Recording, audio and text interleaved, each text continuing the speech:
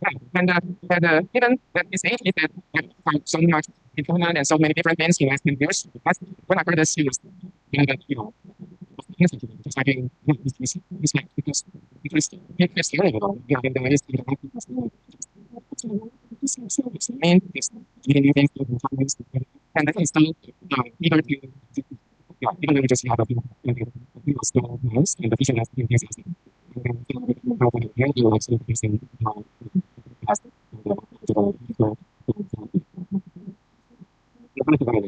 you might have to be here and technical attention, and I would do the best I can because they have new idea and I think will become something cool in the future. I realize that you are practical and I just want to present to you my experience and my understanding of what the bigger kind of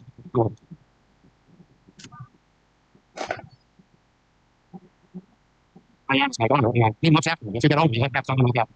So that's what's happening. Understanding low back pain and internal disc disruption is critical. I'll tell you why during the course of the presentation. Many of you use many of these principles, but I think I can hopefully add some new ideas and that will be beneficial for you.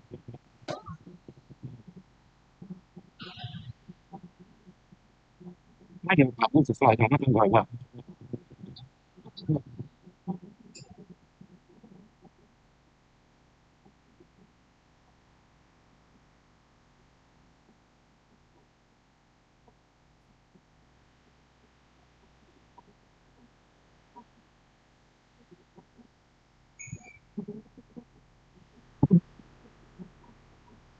Go back.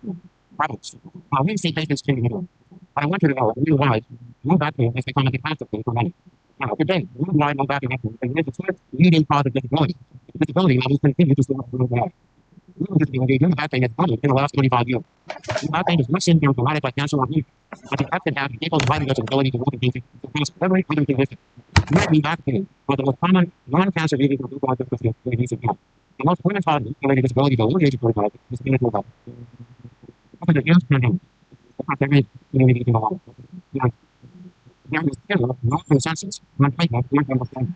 We don't think it is complicated, but in the principle, the more organizations such as this, I hope there will be a better understanding worldwide.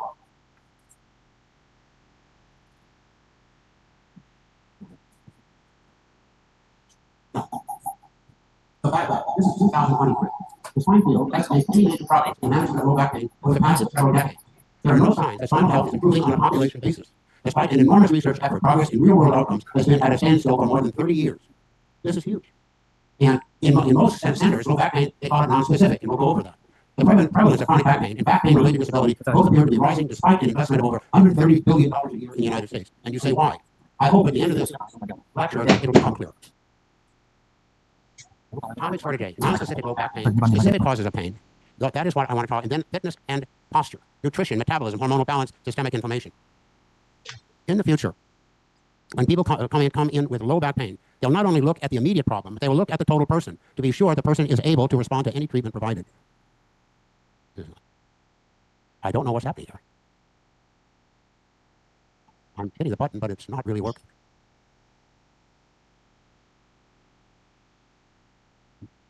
Well, if I could just make a note, can someone change it for me?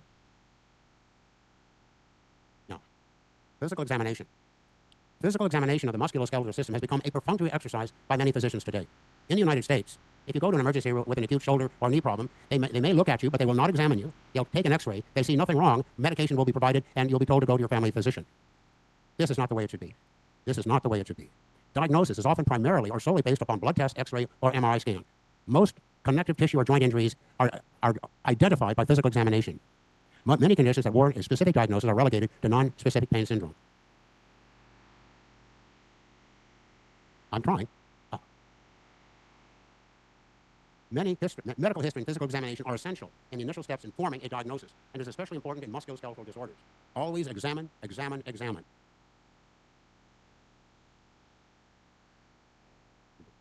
And when you're examining a patient, always think diagnosis, diagnosis, diagnosis.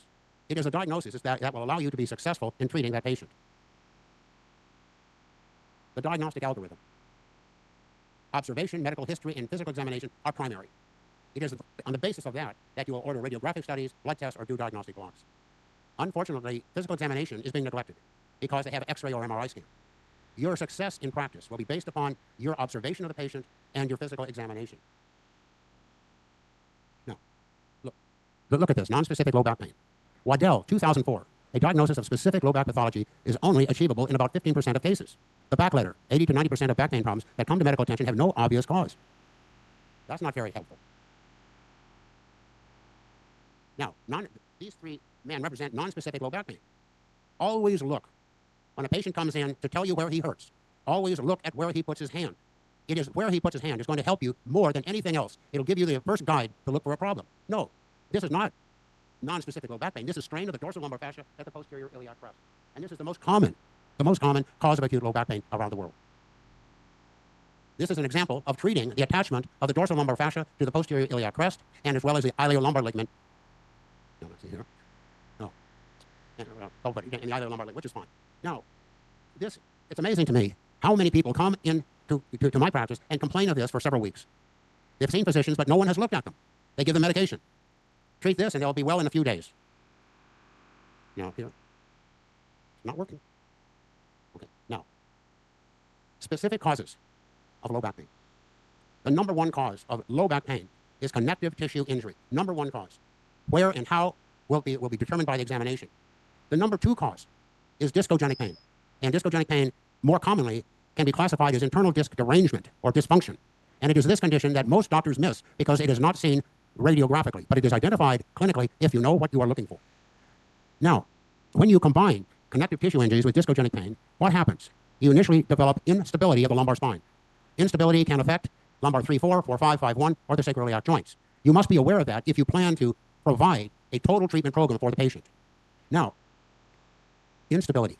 When it is allowed to proceed, it causes spinal stenosis, most commonly at the L4-5 level, most commonly at the lateral recess. I've seen this over and over again. Then you realize that this did not have to happen if the patient were treated years ago, and I'll show you how that can be done. Now, when this slide, to me, is extremely important. You should have this in mind all the time. The fibroperiosteal junction. Injury to the fibroperiosteal junction at the connective tissue attachments to bone. The fibroperiosteal junction is relatively weak and is a common site of musculoskeletal injury and chronic pain. This is the number one site of connective tissue injury, but not the only site. The periosteum, I want you to realize, the periosteum comprises two layers. The deep layer is composed of fibroblasts, and if injured, bone spurs occur. And the superficial layer are blood vessels and nerves. Now, myofascial tendon ligament injury. This is huge. I want you to always think of this when you're examining a person. It are micro or macro tears to muscles, fascia, tendons, and ligaments. It is these tears that can cause a huge amount of pain in every peripheral joint that you can think of. Now, micro tears are frequently present just proximal to the fibroperiosteal junction. And if you're using a needle, you will feel that right away. And once you know that, then you'll know that you have to treat the fibroperiosteal junction as well as the micro tears. This can be important in many patients. Now, micro and macro tears can occur within the body of a tendon or ligament with a localized inflammatory reaction causing chronic or recurrent pain. You see this frequently in the shoulder. This is one of the reasons when people have so much trouble with dealing with shoulder problems. Muscle injury usually involves surrounding fascia. Now, this is also important. That can cause sensory and sympathetic nerve entrapment, leading to trigger points and spasm of muscle. When I was younger, they told me that the muscles were not the culprit. It was a ligament or the joint capsule that was the culprit. That is not true. The ligament and joint capsule are the first to be injured. Then the body automatically wants to protect that joint. Muscles then go into spasm protectively. If there is too much spasm, you get inflammation, especially in the fascial bundles that surround the muscles. What happens? Sensory and sympathetic nerve C fibers become trapped. You either will have a trigger point, or you'll have a muscle bundle that is contracted and is painful and prevents you from using the shoulder properly, the knee, or hip properly. Now, I'll go over more specifically with nerve injury. Nerve injuries frequently occur in muscles and fascia where unremyelinated C fibers, sensory and sympathetic, become trapped in scar tissue, inflamed fascial planes, areas of chronic muscle spasm, causing the C fibers to become persistently depolarized. They're depolarized, and a source of pain and additional muscle spasm. I want you to remember this: fibroperiosteal junction, micro and macro tears, and nerve injury. Every time you see a patient, for whatever problem comes your way, always think of this. Don't think, oh, everything is painful. Begin to think of what structures were injured, and then you can focus on dealing with the patient more easily. I'm trying. Again, collagen fibrils is the key here. The union of two dissimilar materials is potentially weak. That is a fibroperiosteal junction. Microscopic failure of collagen fibrils begins to occur after there's happened a greater than 4% elongation. Macroscopic failure with tears with complete disruption occur at 6% elongation. You can see various injuries when the shoulder or the hip or the knee are injured. This is what happens. Oh, I say that. Sorry. This is what happens. I remember. Now, I'm trying. Now, the intervertebral disc. This is a mystery for most people. The surgeons think they understand it fully. They do not. At the end of this talk, I hope all of you will have a much clearer understanding of the intervertebral disc. Now, first, annular tear. Most annular tears are without pain, and they're due to degeneration and repetitive stress. Annular tears caused by trauma become painful when a nuclear fragment secreting inflammatory cytokines becomes trapped in the tear that extends to the periphery of the disc, exposing sensory nerves. That is what happens, and I'll show you later how this happens. Disc degeneration unto itself is not painful. Disc degeneration becomes painful when motion segment instability is present, causing neural irritation and pain within the disc annulus, about the disc periphery, and adjacent nerves, and is often associated with facet joint subluxation. Nearly everybody in this audience has a degree of disc degeneration, and most of you have no pain at all. But it's when you have injury to the nucleus with tears in the annulus that you have pain. Now, a disc protrusion is usually without pain. I will show you an example later on. The protrusion becomes painful when an annular tear extends into the protrusion with a trapped painful nuclear fragment. Soft disc herniation. When in teenagers, usually it will be resorbed because it's a very soft disc. Hard discs in older people need to be removed. Now, internal disc disruption. A common cause of central low back pain, with or without buttock and leg radiation, is caused again by a nuclear fragment post-trauma, wherein the cells are secreting inflammatory cytokines and matrix-degrading enzymes. This is huge. This is huge. This is missed by nearly everybody. Nearly everybody. If all of you go away into your practice and you have this in mind, you're going to be so pleased to be able to identify these problems. And then you'll know what to do about it from a simple way to a more difficult way, and we'll discuss that as this lecture proceeds.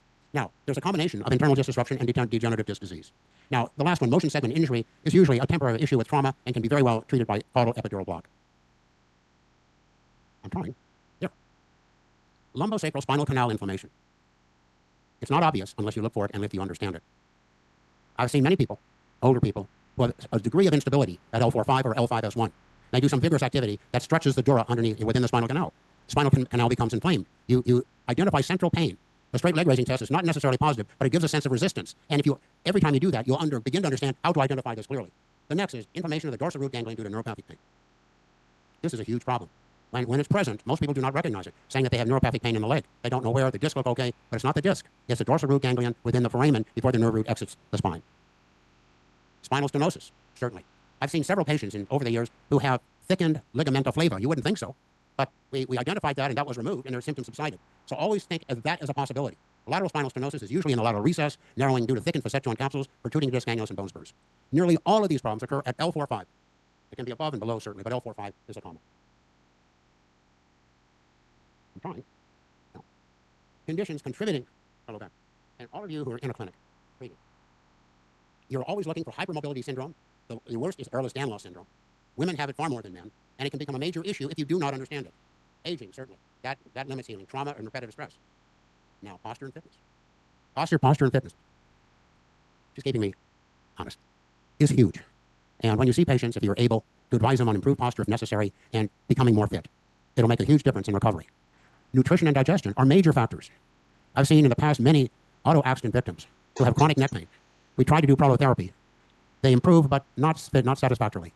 They change their diet and add protein, sufficient protein. They begin to heal. So it's not just protein, but it is a well-rounded diet. Metabolic dysfunction, such as hormones. Today, I've seen many young men in their 30s and 40s.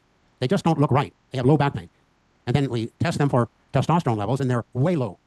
By just changing that and adding nutrition and so forth, they heal. Women, you have to have an adequate progesterone-estrogen balance. There was one lady, I recall, she gave birth to her second child. She was in her 30s. She had severe low back pain for a year before we saw her. They couldn't understand why she had so much low back pain. Yes, she had injured the ligament supporting the pelvis. Yes, that could be treated, but she did not get fully well until she was provided progesterone. At age 37, within 6 months, her pain was completely gone. So you have to think more broadly when you do orthopedic medicine. And one of the most important things is for the physician, hopefully, to provide an attitude for recovery. Now, persistence of pain. This is simple. I will go over this briefly with you. Young people become injured. They get better. They do not get well. They don't move as rapidly. They still have aches and pains in the back or the knee. But they're not doing anything to recover, either by exercise or by nutrition, nothing. They get injured again. They come back to you, and you find their symptoms are a little worse. And this is persistence of pain. When you see a patient, you want to urge them to regain as much health and fitness as possible over the time that you're treating them and beyond. This is huge. I want you to look at this very carefully. For the low back, this is a major factor in getting well. Passive stability, ligaments and joints. Dynamic stability, muscle, tendon, and fascia. We'll go over this in detail because this is the key of getting a person very well versus partially well. Now, the passive stability. I'm going to repeat these ligaments to you. Now, people think automatically, oftentimes we inject here and here, but they don't really know why they are injecting this site. The iliolumbar ligament is extremely important in providing stability to the fifth lumbar vertebra. Very important. But it also helps stabilize the L4 vertebra. Now, the posterior sacroiliac ligaments, yes, we can understand that. But now, the sacroiliac interosseous ligaments. Sometimes a needle can be placed into that interface. And usually on one side or the other, you can get into the interface. This is a critical ligament for stability of the sacroiliac joints. Now, the sacrotuberous ligaments. Personally, I've yet to see anyone focus on the sacrotuberous ligaments. I'll show you how later. The sacrotuberous ligaments works hand in hand with the gluteus maximus muscle in providing posterior stability and keeping the pelvis forward. There's a great number of muscles that are involved in this, but this is a major muscle. This is a major ligament here. And then we have these lumbar facet joint capsules and supra and interspine ligaments, which are important as well, but not as much as the ligaments I just... Now, okay. Dynamic stability. When you look at the back, and you focus on the painful area, but I just want to bring up to you these muscles that are extremely important for dynamic lumbosacral stability. First, the posterior spinal muscles, iliocostalis, longissimus, and spinalis. Each one has a different function, but they all work together. The latissimus dorsi. Most people don't think about it, but it's a major support for the lumbosacral area. The quadratus lumborum. People don't pay attention to it. But the insertion sites are on the tips of the lumbar spinous processes, from lumbar 1 to lumbar 4, and the inferior border of the 12th rib. Now, posterior abdominal muscles. So is major, so is minor, and iliacus. Now, yesterday it was Lenny who reminded me that the iliacus has more than a flexion of the thigh function. It's a stabilizer for the hip joint, and he will discuss that at length tomorrow. Now, anterior abdominal muscles. We agree with the rectus abdominis. It's obvious. But the external abdominal oblique, the internal abdominal, and transversus can also be important, and I'll show you how. Now, the buttock and posterior thigh muscles, the gluteus maximus, major. Now, the gluteus medius and minimus, you don't think so much, but they provide stability to the hip joint. And when the hip joint is stable, it's easier to maintain stability of the lumbosacral area. The hamstring muscles are extremely important. Why?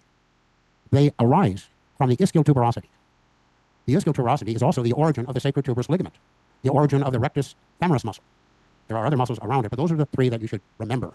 And so these muscles, again, help stabilize the pelvis. The anterior thigh muscles, rectus femoris, you can understand because it attaches to the anterior inferior iliac spine. But also, the vastus lateralis, vastus herniatus, and vastus medialis. You say, why is that? Why? It doesn't make sense. It's an anterior thigh muscle. The upper end of those muscles are attached to the intertrochanteric line that goes from the greater trochanter downward. And what also is attached there, that's the iliofemoral ligament, the primary supporting ligament of the hip. But that ligament is crucial for function of the hip joint. And when we talk about the hip, you'll understand why. You notice on your right, you see the latissimus dorsi. It becomes attached to the spinous processes from thoracic 6 down to lumbar 5. It also is attached to the dorsum of the sacrum. But look here. It also is part of the gluteus maximus muscle. When these muscles are functioning, stability. And that is what you're looking for. Here, on the left, you see the paraspinal muscles. You see the iliocostalis, the longissimus, and the spinalis. And look where they attach, to the sacrum and to the posterior iliac crests. Extremely important. You see the posterior inferior serratus, the serratus posterior inferior muscle on your left there. That is a major muscle, if you understand it, to the upper lumbar spine. And what I want you to do is when you look at a joint or you look at the back of the neck, try and have an idea of the various muscles, what they do, and how they can become more functional to provide stability and support. Now, look over here. You have the quadratus lumborum. It's a major muscle, but very few people even discuss it at all. Anteriorly, you see the rectus abdominis, but here the external abdominal oblique, internal abdominal oblique, and transversus. Now, they provide lateral stability, but we're really not worried about it. But if you want to rehabilitate a person, you want all of these muscles to be functioning optimally. Now, you can see on the left how they all relate to the rectus abdominis muscle.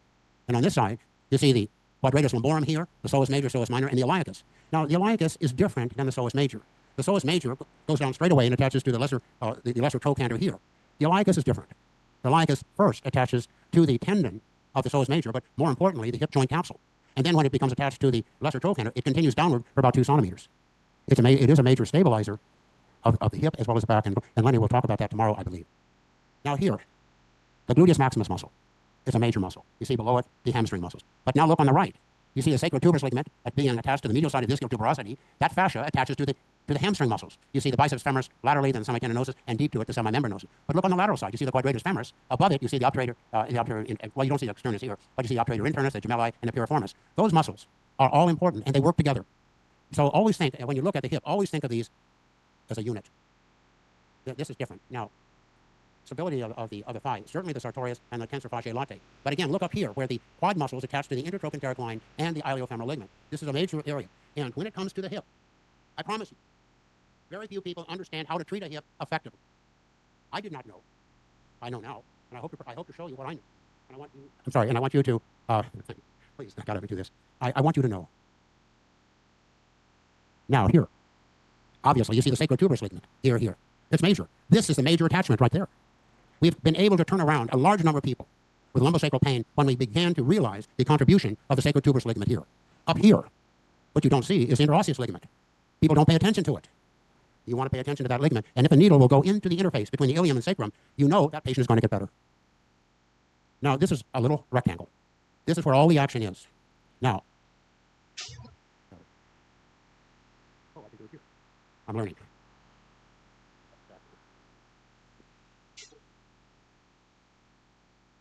Well, I'm trying. I need another paper. When you look at this, I want you to see. Here. Right here, the dorsal lumbar fascia here, the quadratus lumborum here, and the outside, the latissimus dorsi, they all are here. And up here, you have the external internal abdominal oblique muscles here. This is huge. It is deep in here that you see the interosseous ligament. You always want to think of the interosseous ligament, because if you don't, you're not going to get the success that you want. And that goes all the way down to here. Now, again, the sacrotuberous ligament that comes here, goes up laterally and attaches here. And Lenny feels that there's a relationship between the sacrotuberous and the piriformis muscle that comes out here. And he will discuss that later. But once you begin to understand this, you'll be much more successful in prolotherapy, much more. And I think this is extremely important. So let us go here. Dorsal lumbar fascia, iliolumbar ligaments connecting the L4 and L5 transverse processes, the interosseous ligaments connecting the tuberosity of the ilium to the tuberosity of the sacrum, the sacroiliac joint and overlying posterior sacroiliac, and the sacrotuberous ligaments, from the ischial to the posterior sacral margins, and then to the posterior superior iliac spine. Certainly the facet joints and the superior interspinal ligaments. Now, when you treat a low back, you're not going to treat everything. You treat that which presents to you. But you want to have in mind all the structures that you should look at or be aware of when you are treating, because we have been able now in our practice to turn around many people when we look more broadly, especially when we look at the contribution of the sacrotuberous ligaments from here to here to here, because this is what provided, this is a major source of support. Now, we'll proceed. Again, I want to show you the dorsal lumbar fascia coming all the way down to the sacrum, coming up to the posterior ilium by the latissimus dorsi, and then underneath it the paraspinal muscles. But now let's go. Here, the iliolumbar ligament. It's a critical ligament. And when you're treating, I want you to always think in terms of the transverse process of L5 and placing the needle parallel into that ligament. And you can always find it. You can always find it up here. And this is a major ligament. Next, you see the quadratus lumborum. We just highlighted this to see the transverse process attachments. Most people will not pay attention to it or just mechanically inject the transverse process, but what you're doing, you're stabilizing this ligament, and you're also going to stabilize it along the posterior iliac crest. Here. Look at number 2, the blue. That is the interosseous ligament. When you're treating the lumbosacral area, you do your best to place a needle into or near that ligament, because that is going to be your success. Here, the sacrotuberous ligament. I commonly now will inject the ligament here, along the margin of the sacrum all the way up to the ilium. And by doing that, you're also injecting the attachment of the gluteus maximus muscle here.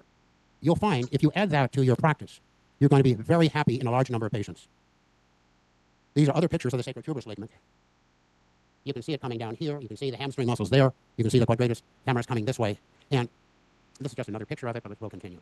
Now, stability of the lumbar motion segment is largely due to the integrity of the myofascia and ligaments about the spine. L3-4, torsional stress. L4-5, torsional stress. And it is the most common site for spinal stenosis in the lateral recess. And L5, that's one which is subject to shear and compressive stress. When you're treating a patient with prolotherapy, always think in terms of stability, not only of the lumbar motion segments, but of the sacroiliac joints. Well, this is another picture identifying the supra and interspinal ligaments, which also should be treated, especially if there's tenderness, and commonly at the L5S1 because there's a shift between the sacrum and L5 commonly. Now, connective tissue can be, and joint injuries can be mild, moderate, or severe. If pain is mild to moderate, nutrition, improved posture, and graduate effort, and motion modality stimulus can solve many problems. When pain or dysfunction are persistent, affecting daily activities, directed treatment should be initiated. Prolotherapy, an injection treatment to stimulate repair of injured connective tissue by collagen proliferation, commonly at the fibro-osseous junction. Oftentimes, when you see a patient that is extremely inflamed, and it's very hard to identify what structures you want to proceed with, it's reasonable on the first treatment to disinflame the areas of concern. And this is just what I use. It can be any combination. I use some dextrose, lidocaine, usually bupivacaine or bupivacaine and kenalog. I never use concentrated kenalog. I use at most 1 cc in a 10 cc syringe. Now, promote circulation to stimulate repair and healing. I've used dextrose prolotherapy for my entire life and continue to do so. Usually a 10 to 25% concentration with local anesthetic has been the mainstay of treatment for many decades. The solution is basically safe and is usually effective. Glycerin, up to 20%, can be added to further enhance repair. I use glycerin, and it works. Platelet-rich plasma in various kinds is effective. Each sample has a variable mix of growth factors. The vitality of the sample is often dependent upon age and health. From 6 to 8 milliliters can be obtained from 80 milliliters of blood. I've never done this. I know many physicians who have. It can work. Is it better than dextrose? Maybe.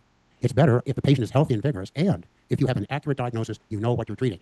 Now, the future development of appropriate growth factors will significantly enhance treatment possibilities. Research work is now being done, and once this is accomplished, you will find that your ability to treat many difficult problems will improve dramatically. This is a study we did a few years ago. I want you to look at Series 2. We added transforming growth factor beta 2. Then we combined it with that fibroblast growth factor, and you look at the reaction was huge. This is coming. When, I don't know, but it will be in your lifetimes. And I think this will be a tremendous adjunct for all of you to use effectively. Now, this is a picture I just wanted to show you of the many red dots that I put together to show you how to treat. I nearly always treat here. This can be done simply and directly. You just have to see it done once, and then you'll know how to do it. Then, certainly, the sacrotuberous ligament, the dorsal lumbar fascia, and all the other ligaments and structures that you have. Now, disc degeneration are seen in 13-year-olds. It doesn't have to be painful, but degeneration does occur in nearly everybody to a varying degree. Oh, no. Now, common sites are C5-6, T6-7, lumbar 4-5, and 5-1. C5-6 can be a major factor in problems with the neck, especially in later life. We can discuss that later. Okay, now I want to go back here. Okay. No. Yeah, now look at this. Stanford Health Department of Radiology. 40 to 60-year-olds who do not have back pain. An MRI will find that about 8 in 10 have disc degeneration, 7 in 10 have disc signal loss or desiccation, 6 in 10 have disc height loss, 6 in 10 have a disc bulge, 3 in 10 have a disc protrusion, and 3 in 10 have an annular fissure. This is important because everybody has this. It is the physical examination and the history that's going to tell you if these are problems and need to be treated. 2 studies from Korea found disc herniations, annular fissures, and nuclear degeneration in more than 80% of adult subjects evaluated with no history of back pain. Neural therapy. This probably should have been in a different place, but neural therapy is a wonderful adjunct to prolotherapy. All you have to use is a local anesthetic. You have nothing more, 0.5% lidocaine. You can add a small amount of dextrose, a little bit of Kenalog 10. You use that to treat the muscles overlying joints that are being treated with prolotherapy, especially if there's muscle spasm. Now, disc bulges are seen in more than 1/2 of asymptomatic persons. Disc protrusions are seen in more than 1/3 of asymptomatic persons, and spinal stenosis is present in more than 20% of older people. Now, disc bulges, we'll continue. Now, disc bulges and protrusions become painful when there is a penetrating annular tear with trapped inflamed nuclear material. You will see this. You won't know fully because sometimes you need to have special tests, but now, Spinal News International, when degenerative disc disease is present, up to 40% suffer chronic discogenic pain, often with secondary neurological disorders, mostly chemical irritation. It is pain that should alert the physician to possible discogenic disease. Careful medical history and physical should indicate to the physician the presence of discogenic disease. Confirmation of IDD is by MRI scan and CT discography. The concept of IDD was introduced by Henry Kroc in 1970. 1970, that's 50 years ago, but it's not understood by the majority of people. Internal disc has been defined as lumbar spinal pain, with or without referred pain, stemming from an intervertebral disc, caused by internal disc disruption of the normal structural and biomechanical integrity. Now, this is his textbook. If ever you find it, buy it. It's a classic. This is a classic text. Now, I want you to look at this. This is history. It's a very important history. 1934, Nixon-Barr first described disc herniation. 1941, Gandy, a surgeon, alluded to his disillusionment at failing to detect a herniated nucleus bone in an overwhelming number of patients with recurring attacks of low back pain and leg symptoms. He believed that in a large majority of these patients, the source of pain was a concealed ruptured disc. He didn't know what to do about it, but they saw this in 1941. 1948, Hirsch relieved sciatic pain following an injection of Novocaine into the disc. Then Bernstrom in 1960 observed that a single ruptured disc without herniation can have a clinical presentation similar to a herniated nucleus pulposus. Pain from these discs had a deep somatic and referred pain, referred lower extremity component. 1992, Schwarzer, April, and Derby, disconcerting a large number of chronic low back pain subjects with painful, albeit normal-looking discs. Now, these are surgeons. These are spinal interventionalists. They see a certain group of people. It's not a small group. It's a large group. And you, seeing mostly people from the street or from local referral, you will find that there will be a certain number of patients that come your way that are going to have these problems. Right now, there is no specific treatment, but in the future there will be, and you, as physicians, will be able to either treat them yourselves or have people treat them for you. Now, I won't go over this too much. The condition is common and should be readily identified clinically. The clinical syndrome may be associated with this type of disorder, usually follows severe trauma inflicted on the disc by sudden, unexpected weightlifting or by auto accident. People who do heavy labor repetitively and begin to develop low back pain, this often is the case. Now, he listed the following. Usually caused by severe or repeated episodes of trauma. Back pain is prominent, having a character of a deep-seated ache. Pain is aggravated by activity. This is critical. Spinal manipulation. Prolonged sitting can be very painful, as well as forward bending. Let me go back. These are additional complaints. I've seen 3 or more doctors, and nobody can tell me why my back hurts. My low back pain is deep and in the middle. I have numbness and tingling in my lower legs. My back pain sometimes just goes out and takes days to get better. I have pain, burning, and numbness in my genital area that spreads to my medial thighs. When you see that, you know it's an L5-S1 disc affecting the S1, S2 nerve roots. My MRI is negative, but I have leg pain. You see. There's so many questions that if you're aware of this, and you'll now have them in your handout, that this will be of help to you. Now, this is what I put together, and I think this is accurate, but I will repeat a little bit. IDD is painful due to a traumatically induced chemical reaction within the disc caused by injury to the nucleus pulposus, and usually there is an associated annular tear. There is fragmentation of part of the nucleus, where the fragmented part loses its connection to the surrounding tissues. The nucleus pulposus cells begin to degenerate, are then called senescent cells. These cells secrete inflammatory cytokines and matrix-degrading enzymes causing degeneration of the disc. These cells eventually die, which can take many years. When an annular tear extends to the outer third of the annulus, sensory nerve endings are exposed. When they come in contact with the inflamed nuclear fragments, inflammatory cytokine pain occurs local or referred. Now, if an annulus is completely ruptured, the inflammatory cytokines and matrix can spread into the spinal canal and throughout the body. And this is seen in many people. Disc injury affects the annulus as well. And you can have a singular tear or multiple tears. Now, when the disc injury becomes chronic, usually after several years, generalized disruption of the annulus often occurs, increasing disc instability and leading to a combined condition of chemical inflammation from a fragment of the nucleus and structural instability of the annulus. I've seen this often. Now, this shows you, based on animal models, when you have an inflamed disc fragment, inflammatory cytokines increase, matrix-degrading enzymes increase, matrix proteins and cell viability decrease. No, I want to go back. I want to show you. This is a patient of mine. I've seen him for 5 years. We finally got him pain-free. 2015, he slips in the shower, lands on his butt. Severe central low back pain, never went away. A year later, he trips, lands on his right knee, and twists his back. He had a mild case of MS, went to several neurologists, trying to figure out why he had so much low back and right leg pain. They looked at this and said, this has to be due to MS. The wife said, why? Didn't have the pain before he had these 2 falls. Finally came and then a CT disc scan was finally done. And as soon as I examined him, I knew right away this is internal disc disruption. Pardon me, as soon as I examined him, I knew this was internal disc disruption. I didn't know how many levels, but we did 3 levels. The lower 3 lumbar discs were concordantly painful. L5S1 shows circumferential annular disruption here. L4-5 showed 2 annular tears, painful. L3-4, painful. You knew why the man had the pain. Now, this is 8 years after he had his falls. Seeing a multitude of doctors, not one doctor had the foggiest notion what was wrong with him, except it must be your MS. Now, you see this. In your practices, when things don't look right, always re-examine and begin to think of all the possibilities that can occur in the low back. Now, you see this? That is a fragment of a nucleus removed surgically by endoscopic surgery. It looks bland, doesn't it? We've had a number of patients that once this fragment is removed, their discogenic pain subsides dramatically. Now, here's another part. This is from a young man. Not always, but commonly, you would inject methylene blue into the disc. The methylene blue will be absorbed by the disc, by the nuclear fragment, and it will show up blue, but the normal nucleus will not. And this is another picture, and it took a while in another presentation I'll show you, but he was 22. He had pain for 2 years. He saw about a half a dozen surgeons. Not one wanted to operate on him, and not one knew what the problem was. Not one. Now, you're the first to see. I want you not to forget it. This is a microscopic picture of a disc fragment. You say there's no blood vessels, there's no sensory nerve, there's no nerves in it at all. You're looking at senescent cells. These are nucleus pulposus cells that are in the process of dying, and in this process they're called senescent cells, and they secrete inflammatory cytokines and matrix-degrading enzymes. That can last for 10 or 20 years. And everybody who has a disc injury say they get better because these cells, when they die, they don't secrete anymore. But this is the first now. These are 2 studies that I've been involved with. This is done in Canada. Molecular therapy for degenerative disc disease. Clues from secretome analysis of notochord cell-rich nucleus pulposus. This is the follow-up, and you notice my name's on the back, so I was very happy with that. You know, I got my name on a paper, so I thought that was a good deal. Now, I want you to look at this. An animal study. On your left is a normal rat nucleus. Normal rat nucleus. They took a series of rats.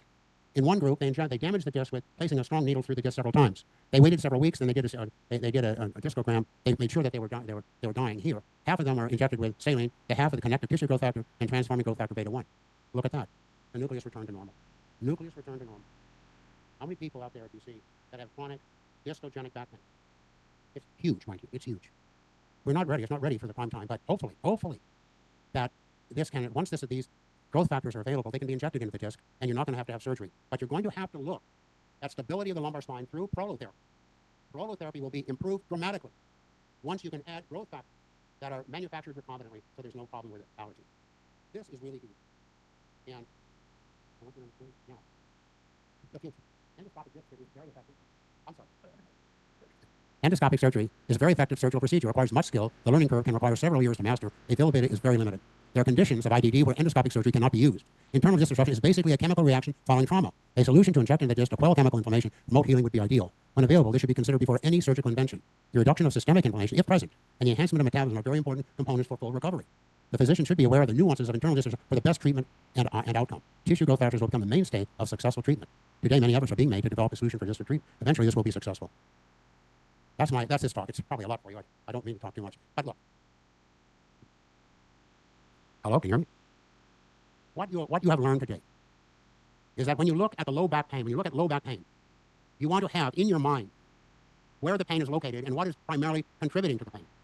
Then you want to look at those ligament structures that are essential for stability, the muscles that are essential for stability. Then you will do specific treatment to help repair damaged tissue. But in your clinics or in your practice, you will want to have people exercise properly. You'll want them to be on a good nutritional program and the like. Now, discogenic pain is not uncommon. You will see discogenic pain because people will come to you with chronic low back pain. And when you are aware of internal disc disruption, at this time you may not be able to treat them directly. But there are a group of people that suffer this that are generally healthy, that can improve by diet, by very controlled exercise, basically to stimulate perfusion through the end plates.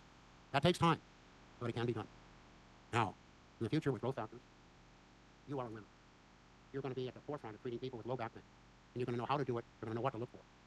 By having that in your hand, you're going to be able to contribute to your immediate patient base, but you're going to be able to contribute to the community. That is what you want. The one thing you do not want in medicine today is to be mechanical.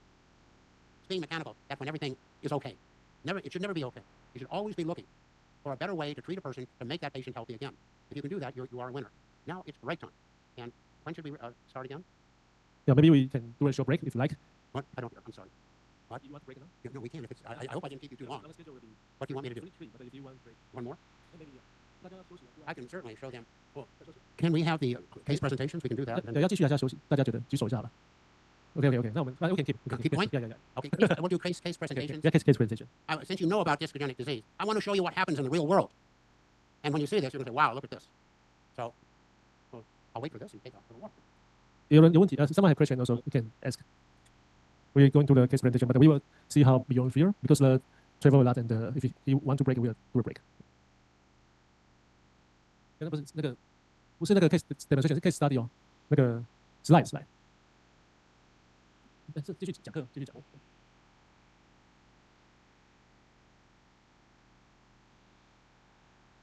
Any question about the topic?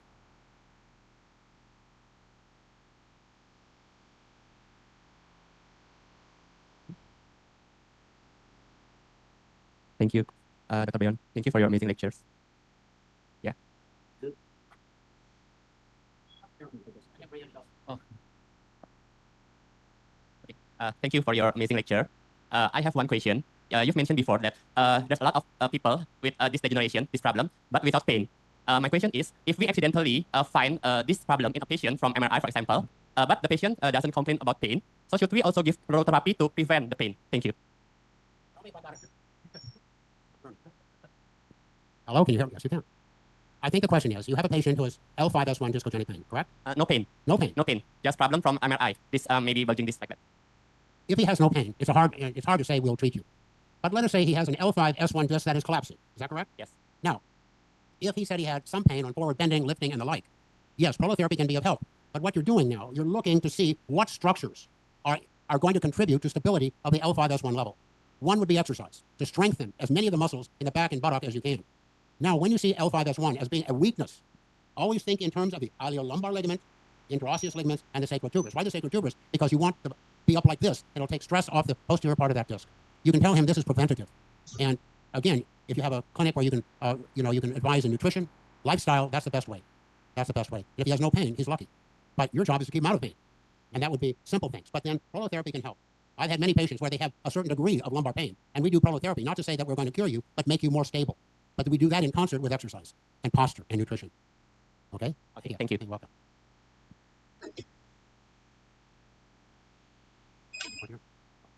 Are there any other questions? No, I'm okay. I'm okay.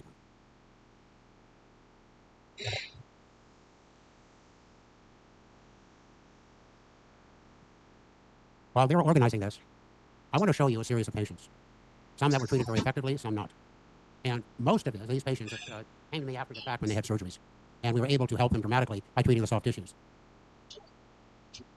But I think it is people who do orthopedic medicine. You should be in the forefront of identifying discogenic problems and being able to advise how most effectively to treat them, if surgery is required, if surgery is not required, and how to get the best end result. That is what you want.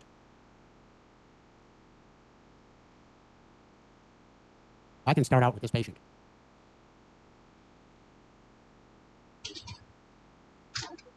Okay. Oh, okay. Oh, thank you.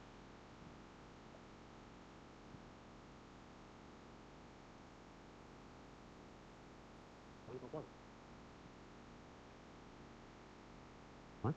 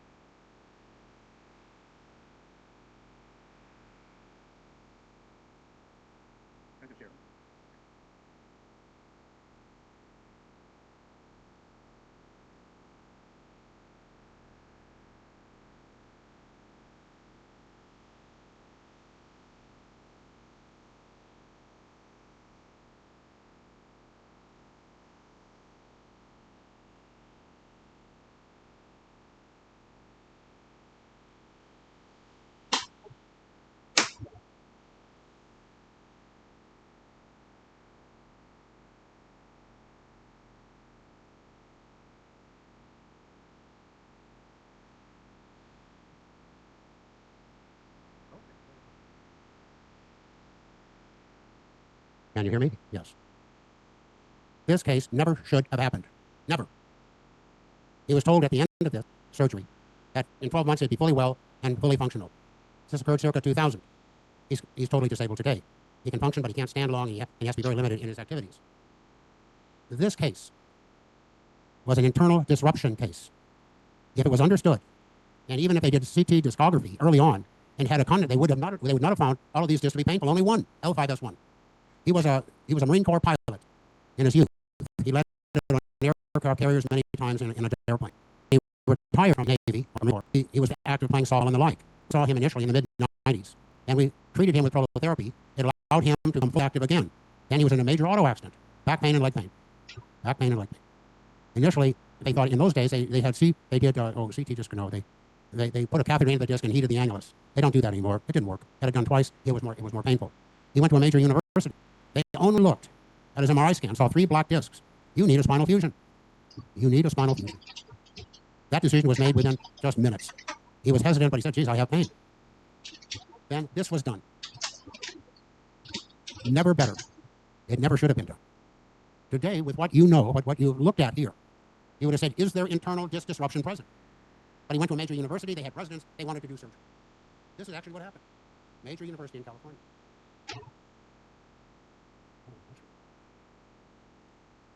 Oh, now look, there's a whole story to this. There's a whole story to this. He got an infection in one disc because of all the things that were done. Look at the bone graft. Today, I see him monthly just to disinflame the tissues around the bone graft. That allows him to function. This is 20 years. It never had to have been done. But the surgeon said, this is a wonderful event. But it was terrible. Now, obviously surgery is improving. But when people say for degenerative disc disease, you need a multi-level spinal fusion, think twice. When you don't have the tools to go in and further look into what could be happening, it's a problem. I understand that. But here, CT discography, and if we had growth factors for the discs, he would have been normal today, functioning normally. Oh, this is a little bit of his history. Joined the Marine Corps, became an F-14 pilot, more than 2,000 flight hours, many aircraft carrier landed, you hit the deck at 120 miles per hour, and you come to a stop within 130 feet. So that's a lot of stress on the back. All right. 1994, he had increasing low back pain, low back prolotherapy, became pain-free. In 1995, he participated in the American Gladiator contest, which was a big TV show in those days. Now, no low back pain. Age 45, 1998, auto accident. Was stopped, was driving a new Chevrolet pickup truck with extended cab, was rear-ended by a vehicle going about 80 miles an hour.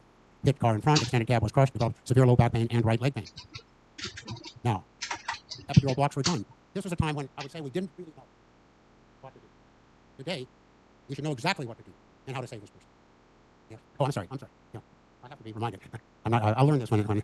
Now, lumbar spinal, so 2i-DET procedure, that was it. Intradiscal electrothermal therapy was popular circa 2000. It burned the annulus. They thought by burning the annulus, you'd kill nerves and coagulate collagen. It didn't work. And his first treatment helped, but when they said the second was done with increased heat, it made him painful. June 1998, lumbar spinal cord stimulator to lessen right leg pain and avoid surgery. Didn't work. UCLA Spine Service recommended 3-level anterior posterior fusion should be essentially pain-free in 6 to 12 months. Age 47, posterior spinal fusion, L3-4 to L5-S1. I'm going to read this to you so you see what happens to people. I want you to know what happens to people when they don't understand the problem. May 11, anterior interbody fusion, L3-4 to L5-S1. Had severe pain for several weeks, right leg pain persisted. Morphine pump installed, constipation, leads cause a disc space infection at L2-3. November 2000, removed hardware, no pain relief. December 2001, removed spinal cord stimulator and morphine pump, no pain relief. February 3, 2002, recurrent L2-3 disc space infection, surgically removed part of disc and vertebra. 2002 to 2006, multiple transfemoral nerve blocks at L5-S1 on run, temporary pain relief. This was an L5-S1 internal disc arrangement with more of the tears extending to the right side. 2011 to lumbar epidural blocks every 3 to 4 months for pain relief. 2016, further decompressive surgery at L1-2, remained disabled with partial pain relief. This is what happened. He was coming to me for pain control. I told him he had foraminal stenosis at L5-S1 on the right.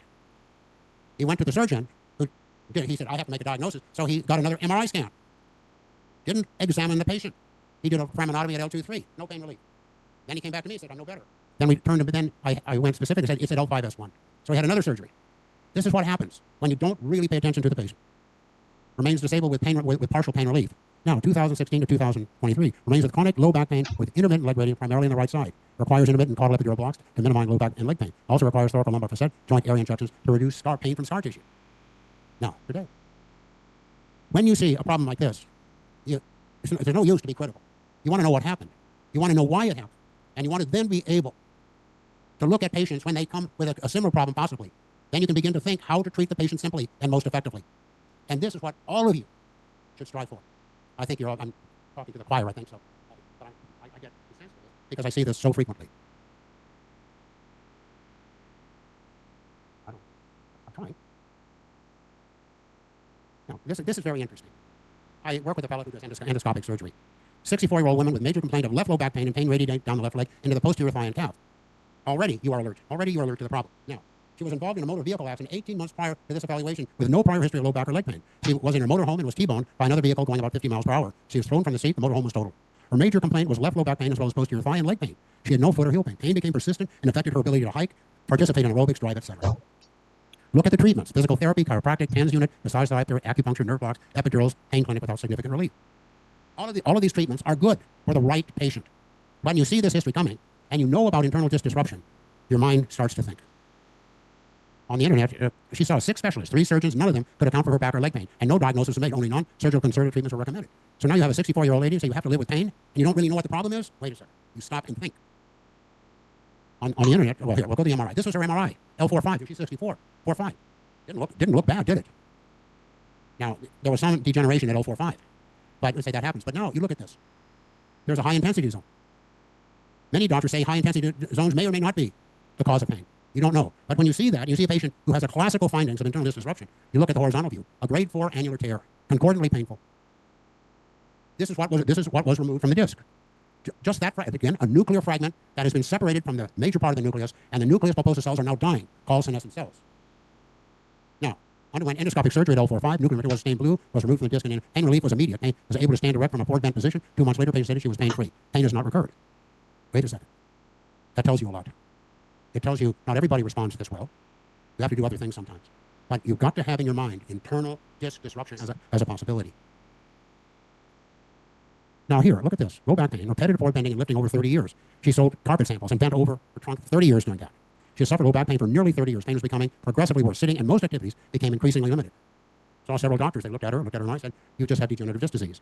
She even had Regenix therapy. Well, I don't know exactly what that is, but something in the disc. Recent clinical evaluation revealed the probability of internal disc disruption. She was my patient then. Now look at this. If you are in a clinic and you're seeing people quickly, you see this. I don't see anything wrong with you. Why you have pain, I don't know. Now let's go back one. Now look at this. This is the CT. This shows a picture of generalized annular degeneration because of nuclear fragments causing pain. Now look at this. This was what was removed. Now, patient underwent endoscopic surgery. Degenerative nuclear material was present for up to 30 years, the primary cause of her low back pain. After 2 months, she had virtually no low back pain. I can now sit in meetings, watch TV, sit in a car without squirming, getting up and going for a walk or lying down. Now, after several months, the low back pain partially recurred. Not the severe deep pain of IDD, rather an aggravating pain consistent with degenerative disc disease. The discs were collapsing and were becoming mobile at that time. causing stress on the sensory nerves within the annulus. After about 1 year, a patient's low back was essentially pain-free, and she's fully active today. There's no recurrence of pain. Wait a second. How many people like this are walking around that are suffering? This is a 20-year-old boy. Had a 2-year history of back pain without significant radicular symptoms. He suffered no specific back injury but played many sports, especially basketball. He was 6'3", weighs 185 pounds. He consulted many physicians and spine surgeons in the Indiana area about his low back pain. There was a posterior disc bulge at L4-5. It was not considered to be the cause of the patient's pain. At that time, the pain was considered to be nonspecific. He went to Kansas for consideration of prolotherapy. The physician referred him to Tony Mork. Now, remember, disc bulges are not necessarily painful. But if you see a disc bulge and it's clear-cut internal disc disruption by clinical examination, put the two together. No one did. You see the bulge here. They didn't, because he had no leg symptoms, but it was low back symptoms. That's what got him. And look, L5S1 didn't look bad. Now look at the CT discogram. L4-5, you saw nuclear material extending into the disc. But L5S1 had a major tear. And look here. I want you all to see this. This is a fragment in the spinal canal between the posterior longitudinal ligament and the body of the disc. Wait a second. You can't take that out at surgery. And you see the other pictures here. Look how bad that was. This was a nuclear material removed. Now this was interesting because after endoscopy, patient remained painful for nearly 9 months. Gradually, the low back pain subsided. He is now pain-free. Why? There was still a fragment within the spinal canal. They could not remove that. They did not know, but they were hoping that that would resolve. It did. It took 1 year. And for long was entrapped in a painful nuclear material. This is a 43-year-old girl. She was very active. Rear end autocclusion, severe left low back, buttock, and thigh pain. Received chiropractic treatment for about 1 month, no improvement. Was diagnosed with soft tissue injuries of the low back. Received prolotherapy for about 11 months, no improvement. The physician tried. What was he lacking? The ability to make a thorough diagnosis. This is why all of you, even though you're accomplished in what you do, always look further and take each patient as a lesson on how to do things better. Well, so this is what you saw here. You saw a disc bulge, but the nerve was above it. So she shouldn't have pain. This was a surgery. This is endoscopic surgery. It's amazing what you can do. What's amazing what you. This was removed. L4-5. Median of patient low back pain went from 8 of 10 to 2 of 3 level. Further lumbosacral prolotherapy allowed the patient to become pain-free. Low back pain has not recurred. In comes a mother with her 16-year-old daughter. Since age 12, she was playing softball, and she was a good player and was hitting the ball all the time. But from 12 to 16, the connective tissue is weak because the child is growing. She was referred for prolotherapy treatment with a diagnosis of right sacroiliac joint disarrangement of the lumbar spine. She has been experiencing low back since age 12 when she started playing softball, having many falls while snowboarding. Swinging the bat became quite painful. She was no longer able to play softball because of low back pain. She has undergone many medical evaluations. No specific diagnosis was made. None was made on this girl. Clinical examination revealed this is when we saw it. It was obvious. You didn't have to look at her for a half an hour. You knew exactly the problem. Now, show you what she went through. And no one sat down to say, what is going on? Lumbar x-rays, negative. MRI, negative. Bone scan, negative. Blood test, questionably positive ANA. Steroid treatment, no reduction in pain. Chiropractic care, 3 months, no improvement. Laser light therapy, no help. Acupuncture, no help. Then went to UCI. And on December 2, left lumbar radiofrequency ablations, L2, 3, 4, 5, no improvement. On July of 2020, right lumbar radiofrequency ablation, no improvement. November 2020, right sacroiliac joint steroid injection, no improvement. What? No one could figure that one out. No one. She came for prolotherapy for me, but this is not a prolotherapy issue. This is very mild, but there's a tear in the posterior annulus at L5S1, and you see a breakdown here, but it's very subtle. Unless you could relate this to the patient, you would not have known. The scan was interpreted, but based on clinical findings, the probability by D was very high at L5S1. Now, I want to show you what can be done. Here you have a 16-year-old girl, and you're going to recommend to the parents CT, discography, and surgery? No. You're going to base your treatment on her youth and hopefully ability to heal. Patient was unable to squat past 45 degrees without increased low back pain, was unable to bend forward, brush teeth, and load dishwasher. She's telling us what is wrong with her clinically. She's telling us. No one paid attention. No. Treatment, no softball, careful exercise, just enough to stimulate perfusion through the vertebral end plates. You don't do anything vigorous, very light. Anti-inflammatory diet, we follow the diet of Barry Sears. Increase protein between 50 and 75 grams per day. Take omega-3 fatty acids and polyphenols to reduce inflammation. The patient is recovered. I expected 12 to 18 months. Ideal inject disc with an anti-inflammatory, but we didn't do that. After 8 months, only mild low back pain. Gradual improvement is present. At 1 year, pain-free. 1 year pain-free. Young girl, and she was healthy, and all we had to do was monitor her progress. I thought it would be 18 months, but when it was a year, I was very happy. Now, I want to show you something. But what you see here is just amazing. This is a patient I have followed for over 20 years. There are many reasons why we couldn't do the treatments that we should have done. But this man was in the military. He's a big fellow. He was 6'4", 240 pounds. He injured his low back while in the military, and he had a laminectomy at L5S1. Fine. He left the military because his wife was ill at after 12 years. But then he got a job with a youth department in Santa Barbara, California. One day he had to subdue a rather large boy who was wild. He grabbed him and he was twisting him back and forth, back and forth. Severe low back and right leg pain. Severe. He went to a surgeon, MRI, no disc herniation, none. You have to have a disc herniation to have leg pain. No, you don't. You do not. Then he was referred for prolotherapy. 1 or 2 treatments were done, and we said, this is not going to help you. This is not going to work. Then we started doing caudal epidural blocks. That worked. It lasted for 6 months. Then we said, this is not going to work because the right leg pain was very neuropathic. It was consistent with dorsal root ganglion dysfunction on the right side, L5, sacral 1. He went to Rick Derby in San Francisco, and he did, what do you call it? Nerve ablations he did. I'm trying to think of it, but I'll tell you. Then, every 6 months, for nearly 15 years, he would always have a breakdown if he did something excessive. So he would come to me for a caudal epidural block. I said, you can't do this. It was in workers' compensation. It was in his work, so nothing happened. Finally, he retired. Finally, he said, I'm ready. Now, after we had seen him, we told the doctor it's at least L5S1. So he did the Charité 3. This was early on. And did that help him? No. Wait a second. It didn't help. There has to be a reason. The neuropathic pain was still there. Now, this just goes into his history. U.S. Army for 12 years, but I'll go back home. I won't go. Now, finally, we were able to do a CT disc on L3-4. Concordant low back and leg pain at L3-4 and L4-5. Now, this is not a typical, but this shows you this is a degenerative pattern. And the concordancy of the injection told us that this was his problem. This is what was removed. Nuclear material. That's all. His leg pain diminished by 60% within a matter of a couple of weeks. The mid-back pain that he had been suffering quelled nearly immediately.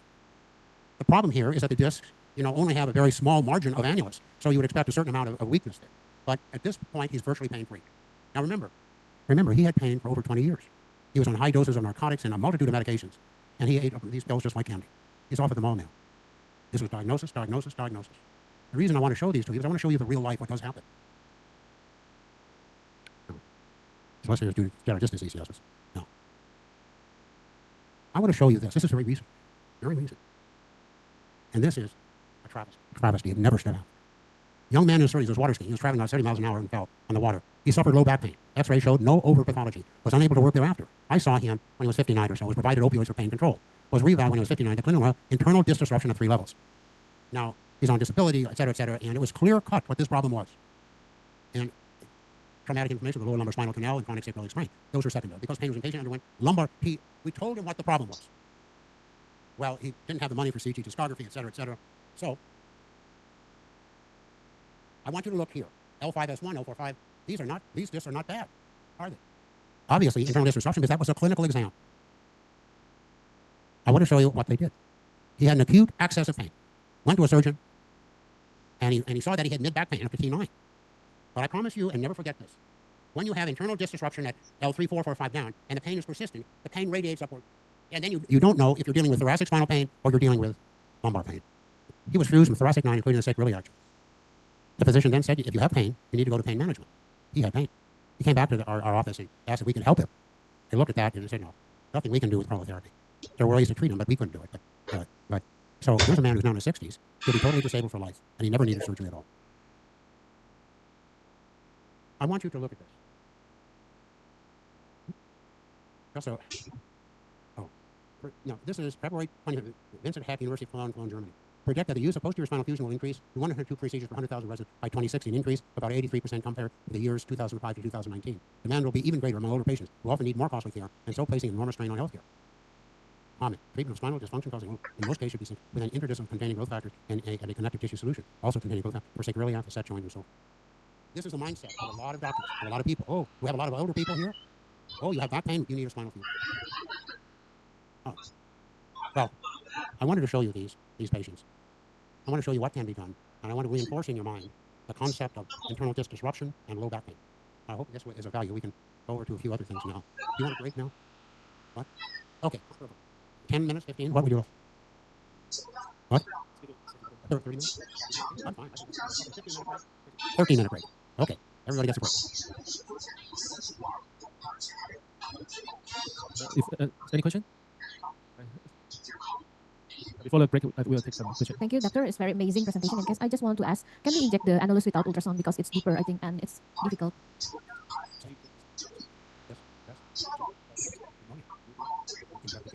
because I think in your presentation it's very important to treat the annulus. Thank you. Can you inject annulus without ultrasound or fluoroscopy? What is your experience? Because I think you make that annulus is very important, right? Annulus of the disc is very important. How you treat it with ultrasound or without? Thank you. You're asking me about treating the annulus of an intervertebral disc. Now, if you see radiographically degeneration, if it's not painful, you're not going to treat it. If it is painful, you have to make a decision whether that pain is due to instability of that motion segment versus internal disruption of the disc with what you saw here. If it is basically unstable, I'll tell you the now and the future. If it's basically unstable, the first thing is to treat all the structures around the disc, not the disc itself, because that's hard to do. And you treat that first. Now, in the future, it's not here yet, but you could certainly add growth factors to the center of the disc if the disc is not too narrow. If it's more than 50, 60, 70%, there are not enough cells in there that you're going to do anything. I've had patients that have narrow discs. We've treated prolotherapy and waited for time to allow the disc to settle. In the future, you certainly can try various solutions that can aid in fibrosis within a disc that's narrow to provide stability. And that is coming. That is coming. My attitude is always do simple first. Don't always look for generalized stability and make sure there's no inflammation within the spinal canal. Do those simple things. Make sure that the facet joints of a narrow disc at L5S1 are not contributing to the pain, because that can be treated directly. That's what I would do. Any other questions? No, break my heart. Thank you. You said do the simple first, but how many times before you do the injection of the disc? How many times? Of course, we not do the simple first, and then we do it. How many times we do it before we go into the disc? Good question. Some people will say that by placing a needle into the disc will cause disc degeneration. If the needle is large, yes. In the work that I have done with other people, a 25 gauge needle has been universally used to penetrate the disc. Now, is there a way of treating the disc? You're saying, how many treatments could you do? Is that correct? Let me go back in time. Circa 2000, with Richard Derby, who was a spinal interventionist in San Francisco, we treated about 43 patients, all with internal disc disruption by discography. We did not know at that time if we could help them or not. We injected the discs with dextrose, chondroitin sulfate, glucosamine hydrochloride, carboxymethylcellulose, and local anesthetic. The concept was that chondroitin, glucosamine, I think, and hyaluronic acid would serve as a bedrock to rebuild tissue. Our concept, we didn't know what was going to happen. So when they came back at 3 months, would they be better? If they were better, we would do a second treatment. And all of the patients voluntarily wanted a second treatment if they knew they were getting better. Everyone. Now, what happened? Everybody was treated 2 to 4 times. Look what we used. We used something simple. Something very simple. But it wasn't they could do one treatment and say you'd be well. We were desperate. We didn't know. But at 1 year, every single patient was more than 50% better, and some were 80%, and a couple were pain-free. All we could say is, wow. Then you'd have to go in to do it for FDA, you'd have to do a clinical trial, and then you have to have millions of dollars to do that. So that ended that. But yes, you can inject a disc. I don't know about ultrasound because I know this is very popular, but I don't know if fluoroscopy works very well. But in the future, when you see patients with internal disc disruption, whether you do it or not, you will manage that patient to get a CT discogram. You will manage the patient to be injected properly. But you also are going to strengthen all the tissues around, the ligaments and muscles, to provide dynamic and passive stability to the segments that you are treating. Then nutrition, exercise. Then you're going to have a winner. That's the way it's going to be in the future. And all of you will see this, hopefully, in the not too distant future. Any other questions?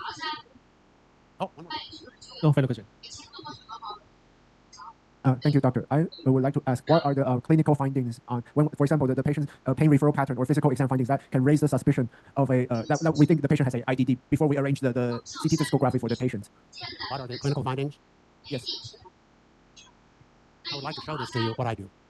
The first is history. Look for the injury, and then look to see the response of the patient in the period of recovery. Does he get better? Or does he find that he has to limit his activities by sitting, by playing sport, by bending forward, by lifting? That's the first thing you look at. Then you ask when he comes to you. You not only look at central pain, you see if there's a referred pain pattern. I will go over that. It's in your handout. You look for referred pain. Referred pain patterns tells you very clearly what levels you have to look at.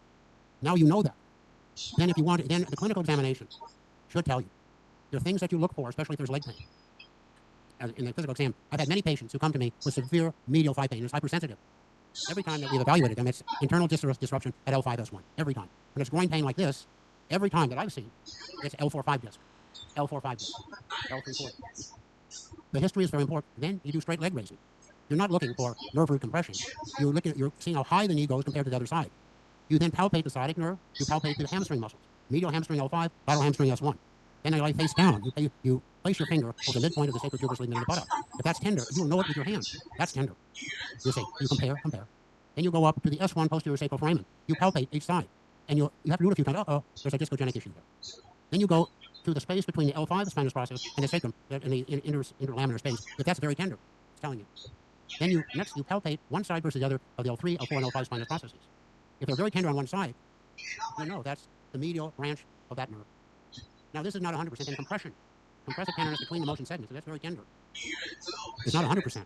But once you become accustomed to looking for this, you'll see nuances that you will understand because of your experience. Then you'll be able to pick out these problems very clearly. I've done this for many years. I just have a sense or a feel for it. But everybody can get started. And have trust in your hand. Palpate. Feel the tenderness. Is this neuropathic tenderness? Is this mechanical tenderness? And I would tell you, is this discogenic tenderness? You all can do it, but you have to have experience. You have to see, you test and you see what happens. And all of a sudden, your hand is the best tool that you have besides this. Most of this can be done by good examination, listening to history, and relying on your senses. And if you're unsure, sit back. Maybe observing the patient and just sit back and get a feel of that patient. You'll find the answer. That's all I can say. However, okay? See you in 13 minutes. Okay, thank you for Dr. X's great speech. So we take a break. I think we will not take 30 minutes. We take just 20. Okay, so come at 3:30.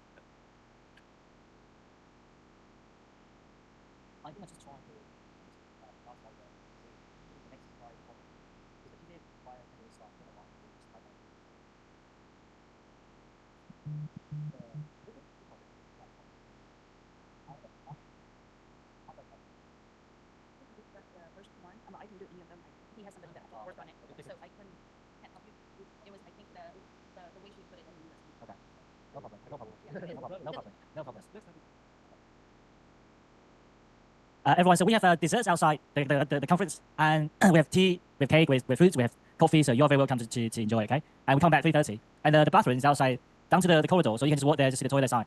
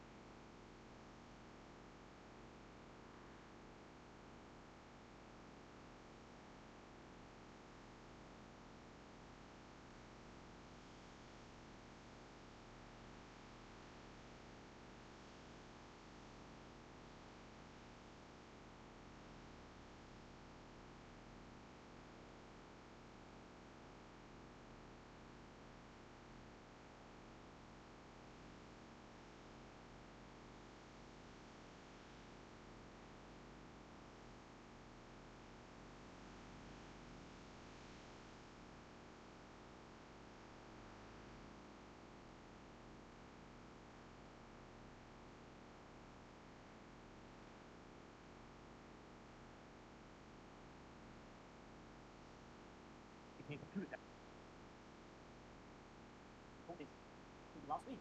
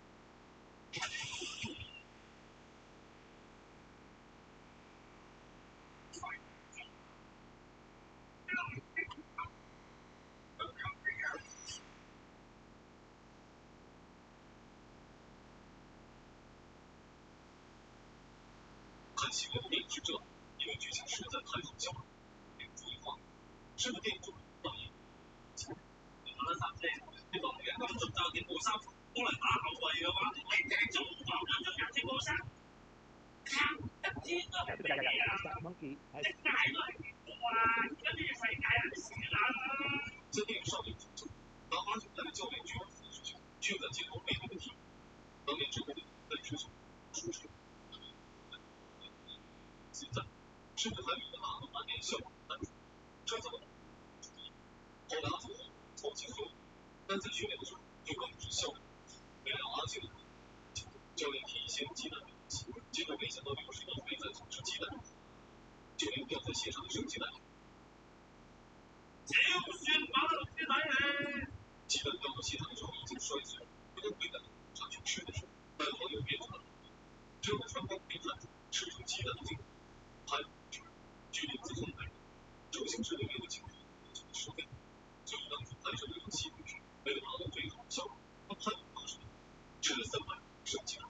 一天拍的理想期就是要下去吃一个鸡蛋降低一下，把那个鸡蛋地下把狗脏水变成渣抓一把，把拍了80多，一盘大概40个到50个。后来为了锻炼队员的实战，教练特意请来了沙迪曼，自家球迷自感激了自己比赛输赢，队员们还为对方下3篮的手段遍体鳞伤。当大师兄被4人在地上羞辱后，失去意外，大师兄也使出了绝学体。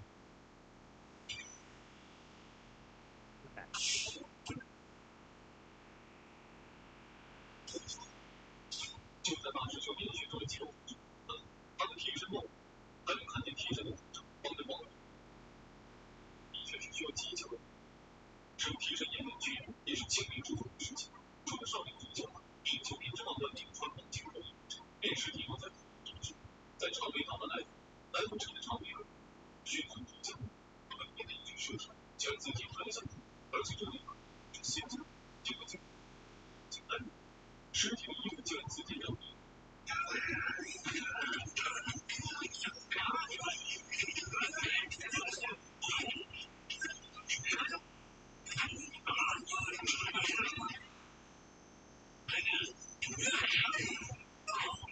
在一拳去抓长尾的时候，长尾的胸口有7道明显血，可当报警冲上去打长尾的时候，血痕消失。当长尾举起报警时，血痕直接出现。看来包大人运气不太好，偏偏他出手的时候，长尾就难显出。这么明显的，只能说明这场打戏的拍摄次数。后来齐先生在证明他以为报警后，于是很要报警的时候，这里没看到一开始的时候，齐先生也警示的手写。结果牵了一下镜头，直接变成了手背，像齐先生和长尾这样的传统病，只能说是因为周星驰对镜头好要求，所以一般性才会，但是这镜头细节就剪辑的时候就剪一些小口，但下面这个镜头可以说得上是这些演的有点绝了。乍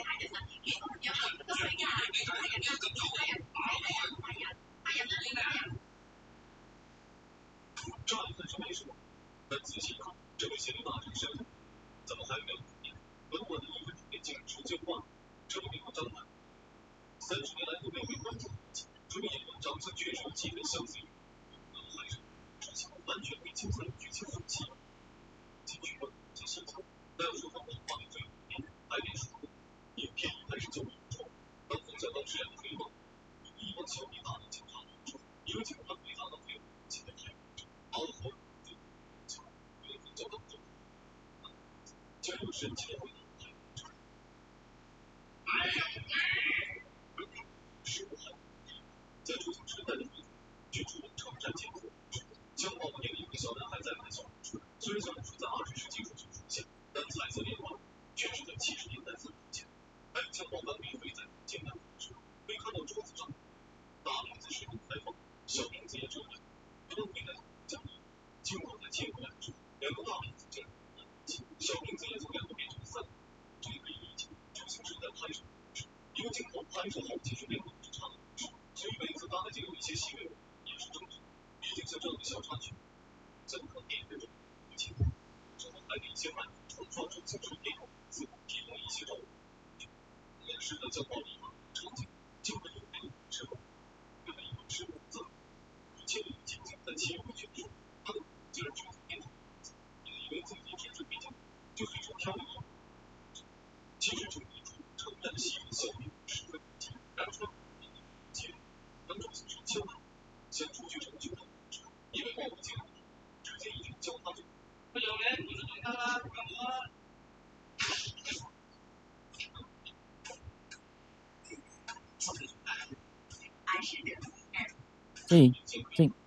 那个叫俊什么？我们写俊宏对。我们测试一下这颗喇叭的声音，可不可以帮我再小声一点，就不会去干扰到那个口译官在口译的速度。那个好像应该都是整组设定的，应该是一个基座设定。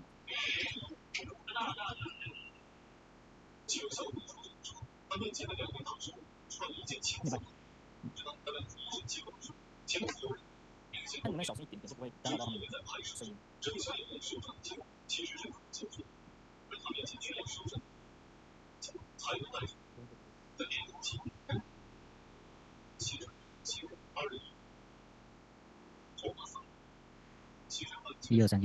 123，好像好一点，有蛮小声的，这样感觉回音反而还比较大声。但是没关系，你们这样觉得可以吗？这样他有办法专注吗？听得到他老师我这样讲话，讲，就是要提醒他。对。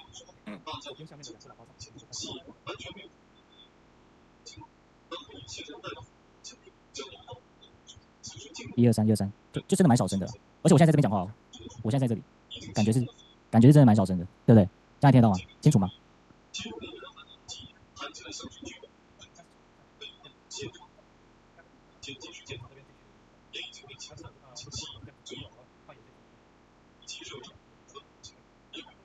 那可以试看看，然后你有问题你跟我讲讯息，我帮你调。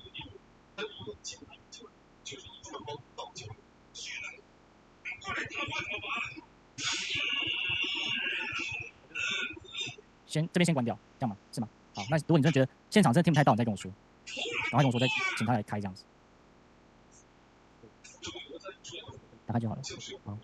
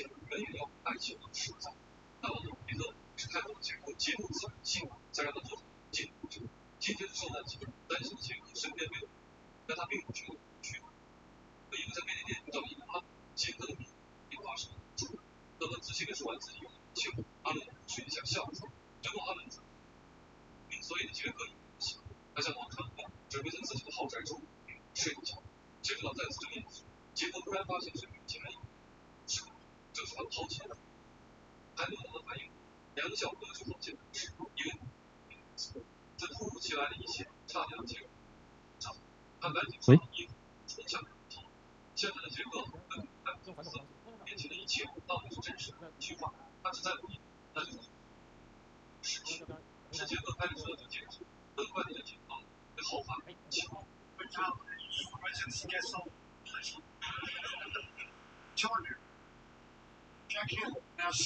结构所有的记忆都在告诉你，自己就是这个最有劲的这么一页，连通都是 Okay, everybody back. 被拒绝的结构。 So next topic will be the solution of orthopedic medicine, and then go to the critical ignition, then go to the hip. Yeah, so hope we can have time to do some demonstration. 没有想到这个级别形式发布，这样结构一下面下后两节跟进行合作，而想考虑真实的事情，刚到自己那台到哪里就仔细一看，里面后这种身份的转换，结构怎么结束了？最后按人展示结构在走以后效果，别拉了回报，这一切都是一种效果。没有想到拉了还是一种，这都是自找。既然你们时间已经到了，已经40分了。对啊，亲自去体验一下，已经40分了。和阿伦是我当时是他不断的求饶，而且为了越说，阿伦孝心，学会自由。之后阿伦已经杀，他给了杰克一个袋子，里面只有一个自行车上，结果那就是但阿伦也没有说。也开始不用再跟杰克渐渐向来解释，现在只能接受当下的。于是杰克无奈的态度形成13年留在这里生活，早就忘了。本打算找个人没有想到对方竟然认识自己。男人在杰克见到他的墙上的照片，在色里是非常对方的杰克有点奇怪，还以为他吵架，所以十分介意自己。这样子，很快杰克倒下，一进去凯特就给杰克一秒。这大圣诞节呢，一直没人在，凯特担心问怎么讲，为此杰克也不知道该怎么解释。他哥哥爸爸说自己住在没有毛病，这里也不是自己家，凯特就问自己大几个赛克说这样，杰克也知道对人讲起，他拿出铃铛想要用话阿鲁介绍自己想法，这是女儿骑着小车来的面前，他以为是属于自己的。凯特问杰克，本来圣诞节消失就不出现，现在哪有现在？ Okay, are you ready to go? 凯特说完这样汤将参加会。 Okay, no, it's okay now. Okay, so let's welcome Dr. Bjorn Eik again. Okay. 小镇的人去了安卡斯。 Hello. Oh, okay. This is for my practice. I see patients 3 times a week. Now that I'm older, I see 6 to 8 patients only. But I spend at least an hour with each patient. The one thing that I've learned is that when you first see a patient, you make a thorough examination. You put down your findings. Oftentimes, the patient will come back and the complaints will be a little bit different. Re-examine if you have the time and the ability. You will find that by repeat examinations, you will find out just about exactly what is wrong with the person. And it'll pay you in dividends. The other thing that you want to do, you want to make your hand an extension of your brain. Everybody has energy in the hand. Some recognize it, some don't. But the hand will tell you oftentimes where the area of pathology is. But it's something that you have to practice with each patient. Might take a few years, but if you continue, you will find that out. Now, solutions. I don't know if this works. We'll see if this works. Solutions for, thank you. Oh, good. Prolotherapy, neurotherapy, trigger point injections, and caudal epidural blocks. This is basically what I do in my practice. It varies according to the area that I'm treating. These are the solutions that I use. 50% dextrose, 0.5% lidocaine, quarter or 0.5% bupivacaine, ropivacaine. I don't use that very much because I'm so accustomed to bupivacaine, but some people say that bupivacaine is not good, but I've never found that to be the case. Sterile water, normal saline, glycerin, Kenlog 10, DMSO, and ozone. This is what I have in my office. It's not a lot, but it's what I do. Now, when you make a decision about what strength of solution, if the patient is very hypersensitive, go slowly. Find out what the patient can tolerate. In my practice, I use 10% dextrose, sometimes 15, sometimes 20, occasionally 25%. I mix it usually with 0.5% lidocaine and sterile water. Occasionally, I will add DMSO if there's a lot of fibrosis. But people don't like it because the patient doesn't understand it, but it comes out on their breath, and that they don't like. Occasionally, we'll add Kenlog 10. Now, you can substitute ropivacaine for bupivacaine, yes. Now, this is basically, I'll go to my common solution, 20%, 4 cc's of dextrose, 4 cc's of lidocaine, 1 cc of bupivacaine. Now, if I want to make it stronger, I will add glycerin. Let's say 15% dextrose, 15% glycerin, lidocaine, sterile water. The glycerin really does help. That used to be part of P2G that people used in prolotherapy many years ago. Couldn't get P2G. You couldn't get it anywhere, but you could get glycerin, and you don't need the phenol part of it. Sure, I'm fine. neurotherapy, I have found, is very helpful in your treatment. In a 10 cc syringe, I use 5% dextrose, 0.5% lidocaine, bupivacaine, and kenoloctam. I inject subcutaneously with a 30 gauge half-inch needle or 30 gauge 1-inch, and I look for tender muscle bundles. And it's in the shoulder. It's part and parcel of my treatment now, and I've been very happy with it. You can use the same thing for trigger points, and you can use neurotherapy. Same as neurotherapy. So caudal epidural blocks. Caudals are very helpful both diagnostically and therapeutically. I told you about one of the issues that you see, but you've got to recognize it. If there's hypermobility, L4-5, L5-S1, because of posture, because of activity level, and then they do excessive bending or flexing, they stretch the dura. And you can get inflammation peridurally. You don't necessarily get butt off or leg pain. You get back pain. But it doesn't fit the standard. And if you identify it once, you'll never forget it again. And what you do is a caudal epidural block. Caudal epidural block can be done in a multitude of ways, but I'll show you the way that I do it because I feel satisfied with the results. Standard caudal, I use 1 cc of 50% dextrose, 8 cc's of lidocaine, and up to 1 cc of kenoloctam. Sometimes you don't want to use kenoloctam, so I do the caudal with 50% dextrose and 0.5% lidocaine. Some people feel that all you need to do is sterile water and so forth. My concept is that the local anesthetic will help the sensory nerves within the canal and will help repolarize them. So this is what I use. And caudal epidural blocks can be extremely helpful, especially if you know there's a component of dural irritability. You identify that by the clinical examination. You don't do it with everybody, but you do it when you think it is necessary. So here you have caudal epidural blocks, you have neurotherapy, trigger point injections, and prolotherapy. People use PRP. That's okay, but the trouble is it's expensive and you need a lot of equipment for that. I have not found that to be necessary in my practice, and I treat many patients on a regular basis. Now, let's go back. Now these are just the bottles, so you can see what I did. 50% dextrose, 50% glycerin in a 100 ml bottle, 0.5% lidocaine, 0.25% marcaine, ropivacaine, sterile water, sodium chloride, kenoloctam. Occasionally, I'll use cyanocobalamin. Some people wish it. I'm not sure what it does, but if they wish it, I'm ready. DMSO can come in 2 different bottles. I use that very rarely, but I do. I use ethyl chloride spray on a regular basis. People prefer that. Next. Now this is my in my office, this is where I mix everything. In America, people like sedation. So I've used sedation since the 1980s, and we use Demerol and meperidine, 25, 50, or 100 milligrams. We mix it with midazolam, or Versed, just about half a c less, or 1.1.2 cc's. This is fine. If we are going to do a caudal epidural block, I want 2% chlorhexidine because it's sterile. And that's the best chance you don't want an infection at all. And never, remember this, never do a caudal epidural block if the patient is recovering from a virus or a cold. You haven't come back in 2 weeks. Never do that. They'll tell you why. If you use corticosteroids, for example, you reduce the immune system, and they still have virus. They can come up with any number of inflammatory conditions. We never do it. We always ask if you're thinking caudal, have you been healthy? Have you had cold in the last 2 weeks? These are the basic needles that I use. 25 gauge, 1.5, or 1.25, 25 gauge, 1.5, 25 gauge 2, 27 gauge, 1.25, 30 gauge, 1.5, 30 gauge, 1 inch. This is fine for nearly everything. Oh, I'm sorry. This is fine for nearly everything. 18 gauge, that's the draw fluid. 18 gauge, 1.5, that's good for aspirating the knee joint. I'm going to show you a story which I didn't think was possible with ozone.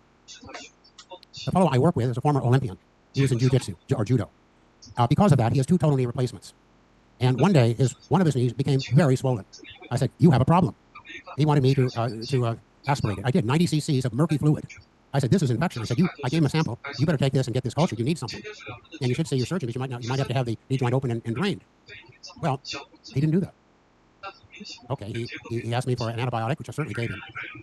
After I aspirated the knee joint, I injected it with 20 cc's of ozone. And ozone is bactericidal. It's very good. And it's good for it's antiviral as well. He didn't say anything, but he never went to the surgeon, and I didn't ask. 2 weeks later, he came back and asked me to aspirate the knee again. I took out 60 cc's, down from 30, down from 90. More ozone. 3 weeks later, I took out 20 cc's, more ozone. On an antibiotic during this one. His knee went back to normal. So, the question comes this. Ozone, they say, is very helpful in treating joints and connective tissues. And if you have that available to you, you have to have an oxygen special machine, which we have. That's a good help me. I like to use it when I'm injecting a knee, shoulder, or hip because I know I'm protected, at least to a degree, from any bacterial infection. Fortunately, I've never had a bacterial infection, so that I'm happy with. Yep. Well, of course, the 22 gauge needle is commonplace for me. I use that in lumbosacral prolotherapy. Now, if I have a thin, slender woman, I just use a 2-inch needle. Otherwise, I'll use the 3-inch 22 gauge. When I have a person who's not slender, I inject the ischial tuberosity on a regular basis today. And the 22 gauge needle works very well. It's solid, it doesn't bend. So, I will say thank you. I've learned in my life to be simple. I don't try to do things in a complicated way. For all my career, thank you. I've sufficed with just this. And I've had satisfied patients. I had patients who returned to me. I had one fellow who flew in from Kenya, Africa, just to see me for his back. I don't know why, but At least I sorted it out for him. He was afraid to have surgery. He didn't require it. This is something very interesting. I'll give you this story. It'll make you think again. This is a man 70. He's a missionary in Kenya. I treated him years ago. Originally, he was very athletic. He had laminectomies on an L4-5, L5S1. That solved the problem temporarily. Then he got severe back pain again. He came back, and this was discogenic pain. You knew it. You're very tender centrally, and you look, the discs were crumbling. We injected good discs with dextrose, glucosamine, and chondroitin, and local anesthetic, and carboxymethylcellulose. We did it about 3 times over a period of a year. All of his low back pain subsided. Now, that works. Growth factors of the Hope will obviously work better. But there are ways to do things simply, and that's what we're trying to do now. Then he came back, and he had severe low back pain again. This is several years later. He came back, and he had spinal stenosis at lumbar 2-3. I said, you have to have that treated. I referred him to 2 surgeons, one orthopedic, one neuro. The orthopedic surgeon saw how bad his back looked. He wanted to fuse him from lumbar 1 to sacrum. The other doctor said, let's just decompress L2-3. He opted for the simple, and that solved his problem. And recently, he over-exercises. And he recently came back. I have terrible back pain, he said. I was in Kenya, and they did 2 epidural blocks. Then I said, did they do it under fluoro? No, he did it blindly. Wait a second. That doesn't make sense to me. Epidural blocks, because I do it under, they had him sit. I didn't know how he did it, and I didn't know where the needle was. But then he said it only lasted for a week, and I was no better. What? Then he said, I got to come and see you. So he comes to California. He has severe pain over the left lumbar area here. Remember, he's right side dominant. But he has to do all these exercises going like this and up. And he was convinced he was going to have surgery. He not only went to me, but he went to other doctors, and they did nerve blocks. Thoracic 12L1 down to L5S1 bilaterally. Didn't help him at all. Oh, I'm going to have nerve ablations now. I said, what? I think this is stupid, I think. What was his problem? Here he has a lumbar spine that's fixed. He doesn't move when he goes like this. What does he move? The sacroiliac joint's like this. He bends over the quadratus lumborum. Now, the first time I saw him, I did an epidural because I didn't know. And the second time I said, when he came back telling me all the things that happened to him, let's examine you again. When you examine again, you don't just pick the pain spot, but examine the total back, because you might miss something. I did. His problem was injury to the interosseous ligaments between sacrum and ilium. And on this side, it was the quadratus lumborum muscle at the attachments to the 12th rib and the transverse processes. I said to myself, this is unique. You don't see it. You recognize it if you are paying attention. Every time you see a low back, in your mind, you go step by step in your mind. You don't have to write it down here. But you look 1, 2, 3, 4, 5. It'll come to you. It will come to you. I urge all of you, when you look at a low back or neck, you don't just look at, it hurts here or there. You look at the total person and you see how they walk, how they move, etc. And then it tells you what's wrong. And I urge you again to use your hands. Practice with your patients. You're looking at the shoulder, yes. Put your hands, see if you can feel heat, see if you can feel any abnormalities. If you do it long enough, you will.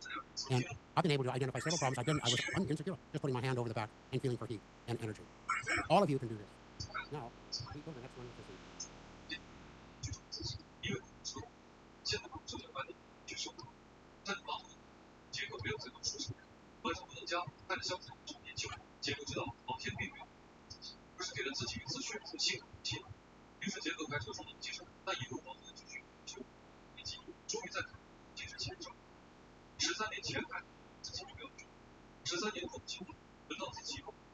Hi. Could you repeat the contraindication of cold epidural in black? Because I couldn't. Epidural, what I use. No. I think I hear that virus infection is contraindicated, right? Correct? Well, let me tell you. Right. I've seen this. A patient. Give you an example. I saw this. I witnessed this patient. Came in because she had severe low back pain. She said she was fine, but 2 weeks before she was suffering with severe flu syndrome. I'm over it, she said. Are you sure? And we said, well, because you benefited by an epidural before we did it, we used a small amount of corticosteroid. She left the office pain-free. Oh. Called up about that night and said I have a severe headache. Uh-oh. You don't say, let's see you in the morning. I said, immediately go to the ER. You need to go now. She had meningitis. She still had a virus in her body, even though she said I'm well. That was enough for me. Never again do an epidural when you're getting over a viral attack. Never do it. It's guaranteed. And I'll tell you another thing. Not to me, but to another doctor that I know. He got careless. I showed you the bottles that I have on my table. When I fill a syringe, and I'm going to use that syringe and needle, never, and I will tell you, never go back with that syringe and refill it after you've used it on a patient. Never do it. There's a very good reason for it, and that is safety and your license. Why? This doctor got careless, and he thought we could save money by using the same syringe, you see. One patient, one day came in, and looked very healthy, but it had hepatitis C. He didn't know that. Never told him. But he went back, injected that patient, filled it up again, injected the patient. 3 more patients that day came down with hepatitis C. And all of a sudden, in California, you have a medical legal problem, a real big medical legal problem. It was based upon saving money on syringes. Never use a syringe again when you inject it. You dump it. And this is for all of your safety sakes. You don't want to have a patient that you're treating, then they come down with something that you gave to them. And that is one thing that you never do. The other thing is when you do epidurals, and you have to have a sense. If the patient doesn't look right to you, doesn't look right, that comes from your heart, not from here.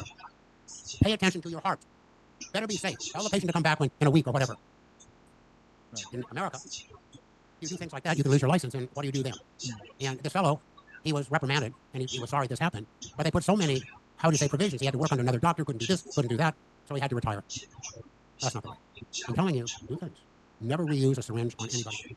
And 2, if you can never do a caudal, especially with corticosteroid, if they've had a virus and they're getting over it, you'll save yourself by doing those little things. Now, palpation and markings. Palpations and markings, physical examination.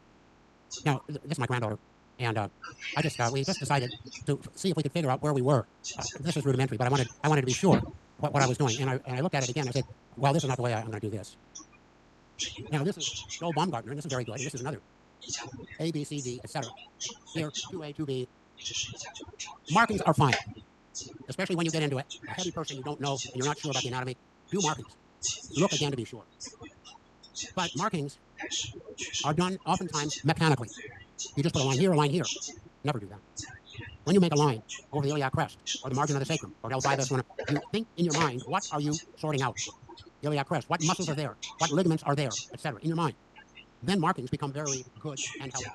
I do not use markings for the majority of people, but when I see a person who's very overweight and so forth, it's a good idea to do that. Now, markings. First, when you look at a patient, think stability of the lower 3 lumbar segments in the sacroiliac joint. Here are the ligaments below and the muscles above.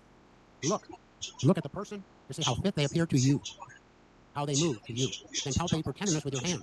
Now, a lot of tenderness doesn't mean that this is a site of pain, but if you find too much tenderness along the spinous process or iliac crest, and you look at the health of the person is not healthy. Be wary. You're looking at a person who's not really fit, and if you're going to treat, you treat with care, and you go slowly until you can be assured of what is wrong. The anterior abdominal muscle, certainly. Anterior abdominal wall. You rarely do have to inject those areas, but exercise is probably the best treatment of all. And also the anterior thigh. The quadriceps muscles at the intertrochanteric line. Practice that because I don't think any of you have really paid attention to it. This can be a tremendous helpmate with anterior groin pain. And you can identify it clinically by examination if that's a problem or not. And hopefully we can have somebody come up and we can show how to do this. Next thing, always think posture, fitness, nutritional, hormonal, and systemic inflammation when you see a patient. It may not be important for the majority, but a lot of people will require help in these areas. I need help. Oh, now, I want you all to look at this. I want you all to look at this. When you're examining, and the questions that were brought up to me here, how do you identify internal disc disruption? First, the history. The patient has had a significant injury or repetitive stress. You ask have they had to curtail lifestyle activities such as playing sport, or walking, doing whatever. They say I can't do this, I can't do that. You begin to suspect internal disc disruption. Then you ask where they have pain. Remember this. Always remember this in your mind. When the person puts his hand on his buttock or his thigh or leg, I want you first to you palpate with your hand. You feel a quality of tenderness that indicates referred pain versus local pain. This is something that all of you can do, but you practice every time you see a patient. All of you should go over this with a great deal of care. Now, next. Physical examination. These are just a few questions, but where do you have pain? Please point with your hand.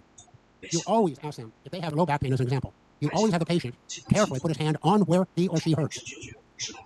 If it's here, if we're on him, you think in terms of the dorsal lumbar fascia. If they go here, you think of discogenic. If you go here, you think of sacroiliac. So look where they put their hand. Pay a lot of attention to that. And every time they come back, have them put their hand on their pain. If it changes, then you know they have other issues to deal with. How long have you had the pain? Is the pain intermittent or constant? Is the pain getting better, same, or worse? Does the pain travel to your buttock, leg, or foot? If you have IDD, now it's not always IDD. If you have it, you're going to have referral because the tears within the disc through the annulus are affecting the sensory nerves in the outer third of the annulus. Then what activities make the pain worse? They tell you, I can't garden. I went to have a chiropractic manipulation. I was worse. They're telling you what to look for. Are there any activities that you no longer do because of pain? You take medications for you. You take for other reasons. You undergo any surgeries. Next. Now. Basically, this is what I do. Observation. You watch them walk. Is there a limp? Do they walk slowly? You watch them sit. And they sit with both buttocks on the chair, or they prefer to bring up one buttock. If you see that, they're like this, you know it's either severe sacroiliac pain or discogenic pain. You look to see the rapidity of movement, their affect. Physical examination. When I do it thoroughly, standing, sitting, lying supine, side lying, and prone. This is what I want to do. Next. This is a physician from Mexico, but he's a patient too. First of all, I look for standing. He complained of low back pain. Obviously, there's some more problems here.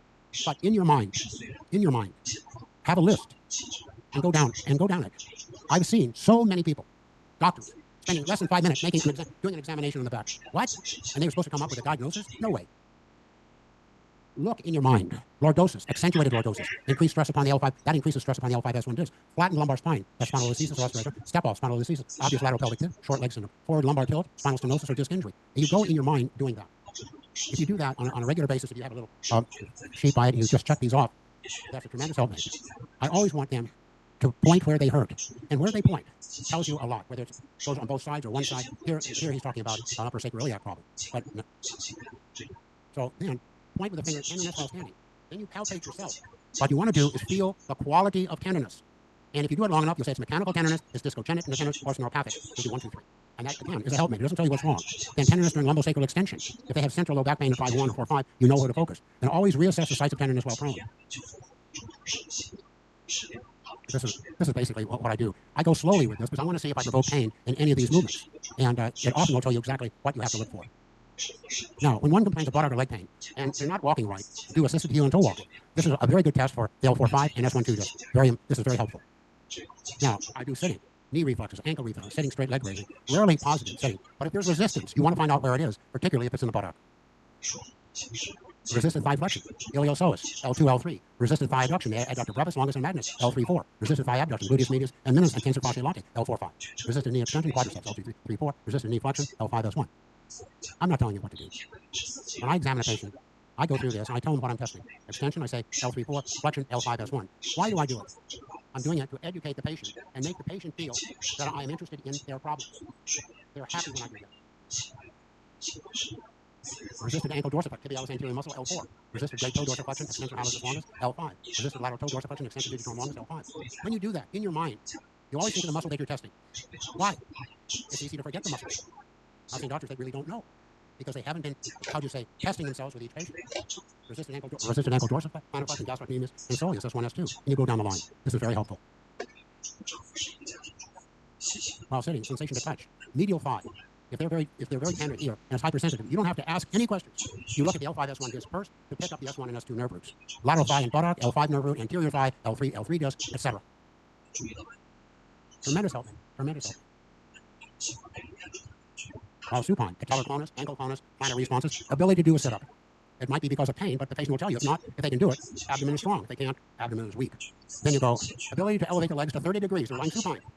They bring on 20 degrees. If you can push it down, and they tell you they have pain in the groin, the quadriceps muscle at the intertrochanteric line, you know it. It tells you what to look for. And if you see that, then you know there's a problem with the iliofemoral ligament. Knee assessment. When you're looking at the back, you go through it quickly. The first thing I will tell you, you can pick up on an awful lot of things by just looking. You'll identify effusion, but it's not just effusion. You're looking for any soft tissue swelling, medial knee, lateral knee, over the patella. And you know when you look at it instinctively, it's not an effusion, but it's a reaction to injury of a connective tissue deep to that area of swelling. Now, you always check for overextension of the knee. You compare both. If you see one knee that has lost that hyperextension and blocks, you don't have to ask, but you better look at the posterior knee joint. There can be a number of injuries there, but they might say that's my problem, and then they tell you I have anterior knee pain. But if that's the problem, you look posteriorly first because that pain is usually referred. Varus and valgus. People who have very varus knees, you know they're going to have medial meniscus problems later on in life. Ankle and foot. Simple. Bunion. Varus hypermobility. Plantar fasciitis tendons of the sinus tarsi, tarsometatarsal junction, the intermetatarsal spaces. This is a tremendous helpmate, and you can do all of this in a matter of a few minutes. It doesn't take an hour. While supine, straight leg raising. It varies whether you see a very athletic man or a very unfit person. Straight leg raising is limited. You compare both. You always put in your mind the dominant side. Right side dominant, left side dominant. And what you do with straight leg raising, nearly always, you're looking for sciatica. And when I was a student, you look to see if there's no pain going down into the thigh. That means you have a disc herniation. Agreed. You rarely see that. But if you find resistance and you get a block, in your mind, you close your eyes and feel. When you do that, and you will identify it. If it's in the buttock, what do you look at first? The hamstring muscle attachments to the ischial tuberosity. From there, you look at the sacral tuberous ligament as you go up. These are little things. I'm not telling you what to do. Just telling you what I do. Now, straight leg raise. The bowstring sign is very helpful. You test the sciatic nerve, the medial hamstring, and the lateral hamstring muscle. You start at the knee level, the popliteal fossa level. You may go up the entire sciatic nerve. Nothing. You get just below the gluteal crease and they're tender. It may mean nothing, but be alert. There's irritation. There's likely irritation to the sciatic nerve. You go very carefully over the lateral hamstrings. Remember, there's a lateral head attached to the lateral lip of the linea aspera, as well as a long head. And you do the medial side. And you might just get tenderness proximally. And you test both sides. This is just one finding. Doesn't mean that it's everything. But uh-oh, there's tenderness. You have to see if that means something. Now, then I go to the hip extension. Now, we'll talk about the hip next. And I want to show you this. The first thing you do when you see a patient lying supine, when you look to see if you rotate the leg, just rotate. What you're doing is you're feeling end motion. Usually in two rotations, if there's a problem with the hip, you're going to feel it. They might not tell you the same thing, but you'll feel it, so you know what to look for. Then you flex to 90 degrees. You externally rotate, you internally rotate. If you cannot, you cannot rotate externally very much, or internally, you know this is an arthritic hip. It's sine qua non arthritic hip until proven otherwise. Then you do, at 90 degrees, you do external rotation, internal flexion, then you do flexion to the abdomen. This, I'm telling you, is very important. It's based upon how it feels. You don't go quickly and, oh, there's not a problem. You do that, you'll miss it. You slowly bring the thigh to the abdomen. You feel, you're going to, uh-oh, there's a problem here. Iliofemoral ligament, rectus femoris muscle, joint capsule, etc. It tells you. You don't know what it is, but it tells you you've got to look further. Yeah, I'm sorry, you got to look further. Yeah. So, hip, then, the hip, we're going to talk about that next. But the hip, for many people, is a very difficult joint to evaluate. It was for me. I didn't know how doctors figured it out. Now I can share with you. You can figure it out, and I'll show you how. And why it is so important. Why? Now, let's see what else we do here.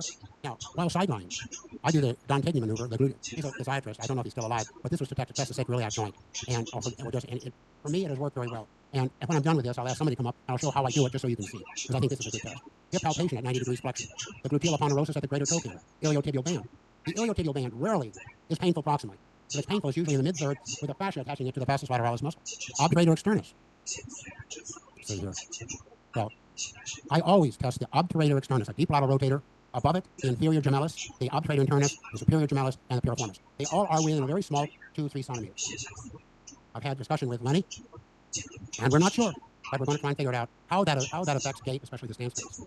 Now, those tendons can be severely painful in a bad hip, but unless you look for them, you will miss them. You have to have this in your mind to look.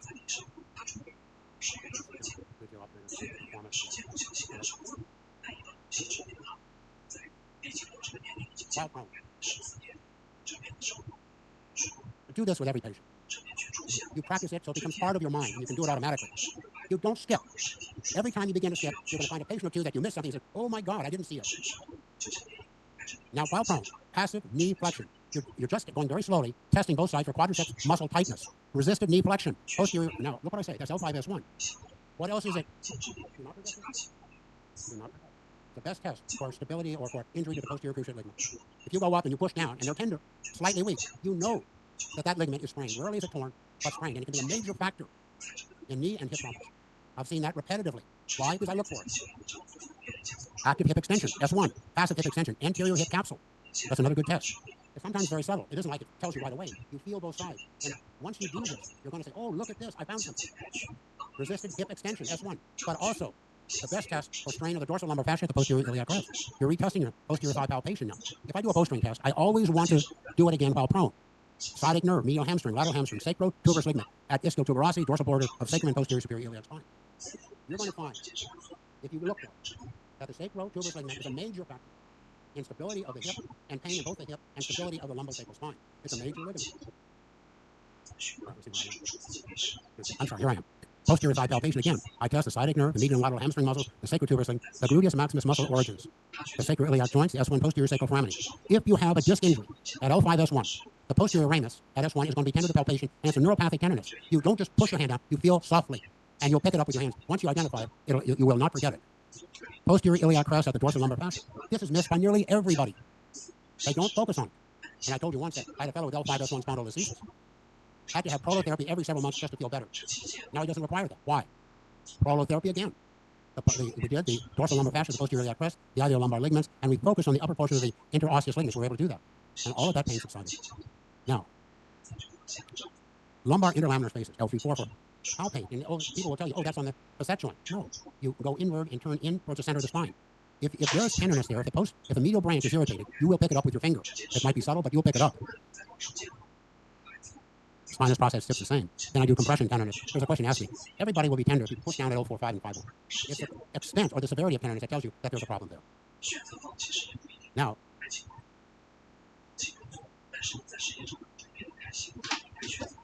you have this. I don't know how each one of you will examine people differently. Each one of you will have different ways. I'm not telling you to do it this way. I'm telling you to consider it and look at what you do and how you can make your evaluation better. What you want to do is be good enough so you feel confident that you know what problems the patient presents with. Next. Now we're going to do the hip. That's very important. And when I go over this, you'll know. Oh, are there any questions? Yes, there's a question. You have to help me so I get the questions. I don't hear that well. Yeah, you're down. Yes. Thank you for your amazing lecture, doctor. Actually, my question is about the previous topic about the solution. Yeah. You said about ozone. I want to ask, when do you use ozone instead of dextrose for the ligament injection? Thank you. When do I use ozone? Yes, instead of dextrose. When do you use ozone and when do you use dextrose for the ligament problem? Thank you. Good. Basically this. When I'm treating a knee joint, and I know the joint has been significantly injured, and I feel that there's a problem with the inner aspect of the knee joint, the synovium and so forth, I inject 5 to 10 cc's of 20% dextrose into the joint. I follow it with 10 cc's of ozone.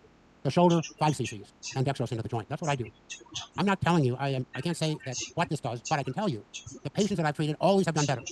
So this is an empiric treatment. Ozone can also be used in the low back, treating the sacroiliac, the interosseous ligaments, and the deeper ligaments. People say, I've treated many people, low back, shoulder, hip, and knee. And when I do that, I say, did the ozone help you? Yes, do it again. It's supposed to help in healing. Can I tell you exactly what it does? I can't. Many people will say it does many different things. But I want to warn you, and I'll tell you a story. There was a doctor, orthopedic medicine, in Pennsylvania. He thought that ozone was the cure for everything. Big signs across his office. Ozone for the back, the neck, etc., etc. He had no basis to say that. He was shut down and lost his license. But it didn't mean that ozone was not valuable. When you see a person, like I told you about the person with a possible infection, ozone is the first treatment, is the treatment of choice. For me, the shoulder, the hip, the knee. Now, in the low back, yes. Now, I don't have that experience. I can say 100 patients. All I can tell you is that the people that I've treated, and sometimes you just use a little bit of ozone over the treatment areas, in the low back particularly. And I've never had a complaint, and I've only had people tell me that they felt better with that. I hope that will answer your question. But I can't show that I'm an expert or not, but I know where it works for me. Any other questions? Yes. There's another hearing. Okay. I have a question about the physical examination. You said you palpate the patient while standing for the tenderness. And you said you will also reassess the tender spot in lumbar extension and prone position. Why would you reassess the tender spot in prone and lumbar sacral extension again? If I got your question right, palpation. No, you palpate the patient while standing. And you also reassess the tender spot in prone and extension. Why you reassess in these two positions? Well, basically this. You want to be sure that where the patient has pain, he places his hand on it, on his back or shoulder, etc. And you can make a mark at that level, if you will.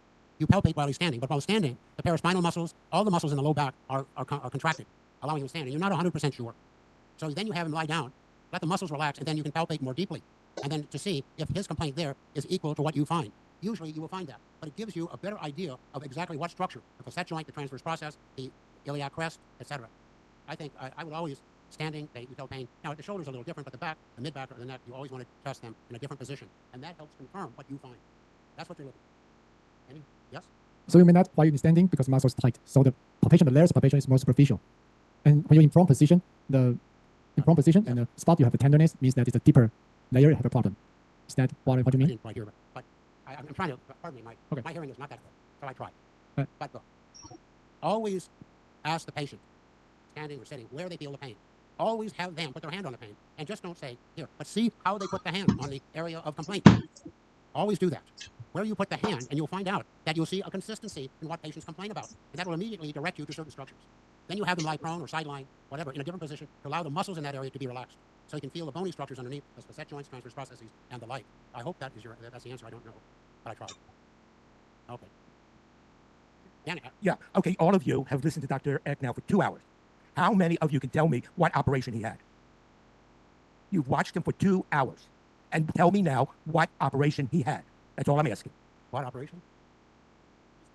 Oh, the audience.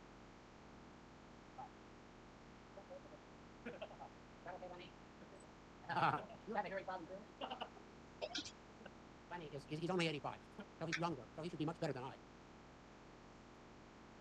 There's no way I can hear you.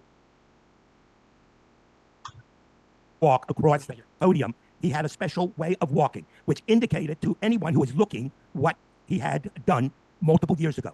If you don't observe that, and that's what he's been stressing, you have to look, listen, and hear what you see, because that will give you the diagnosis. I have nothing more to add.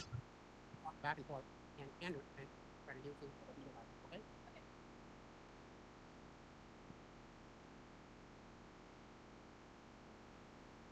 No, this is very good, but you have to remember, Lenny is very good. He's done this all of his life. He watches people walking, and that's good. Well, basically this. Oh, I gotta do that. There's a problem when you get older. Most of you don't understand that yet, but I will tell you, you will. Now, I used to go to the gym regularly. I did exercises that I should not have done. I developed avascular necrosis in my right hip. I have a right total hip replacement. And it still bothers me a little bit, but I'm better. My left leg, reasons unclear, I developed a clot in my femoral artery. Not good. I had an endarterial graft done about 17 years ago. It was all right for 13 years. They said, hey, it'll last for 13. I said, how does he know that? But he was right. The femoral artery clotted again. Then I had a what do you call it? They took a graft around the femoral artery. It lasted for 3 months when it clotted again. So I said, that's not a good thing. But then we looked at my CT scan and I had collateral circulation through the deep femoral artery. I said, oh, thank God. I'm okay for this lifetime. I can walk and so forth, but I can't go long distances. But it doesn't bother me. Now, when you get older, you lose balance a little bit. I have to be careful. And Rayanne makes sure that I'm careful. But look, I'm still here. I can stand and talk, so I'm okay. But these things befall people, different things. But we have to learn to live with what we have, and that's what I've done. And I'm okay with that as long as I can move forward and still work and do and teach. I like teaching. Frederick, I like to teach. Now the hip joint. I'm gonna show you something. I want to show you something. Okay, I gotta find out.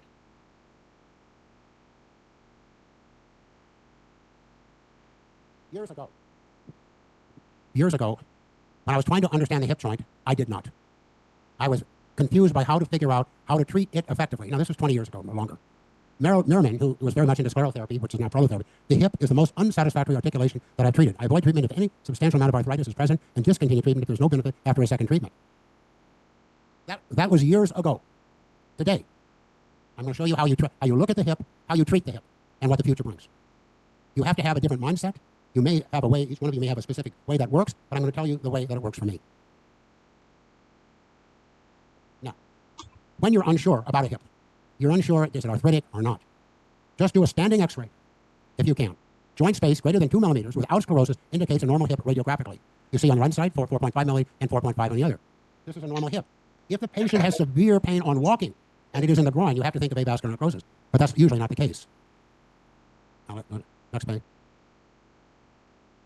Here. Now take a look at this. On your left here, 2 millimeters, 1 millimeter there. And then there's a disparity of pelvic balance. But now take a look. If you see this in your practice, you might treat them for pain relief with local anesthetic and a little corticosteroid. At this time, we do not have a way to treat this type of patient effectively. You may try, but don't expect to be successful. Now, the hip joint. Transmission of body weight to the lower extremity. Control of static and dynamic equilibrium. Now, Lenny will talk to you about gait, and he'll talk to you about all the things that the muscles about the hip joint have to do. The spiral alignment of tendons and ligaments assures stability and function in controlling the position of the lower leg. The range of hip motion is increased by movements of the pelvis and lumbar vertebral column. During locomotion, extension power predominates. Flexor power retains about 3/5 that of extension, primarily lifting the leg about 18% of body weight. I made a list here of all the muscles that control flexion, extension, adduction, abduction, medial rotation, and lateral rotation. No need to go over all of them, but you have a list of these, and when you're thinking about the hip joint, think about each muscle. I'm trying.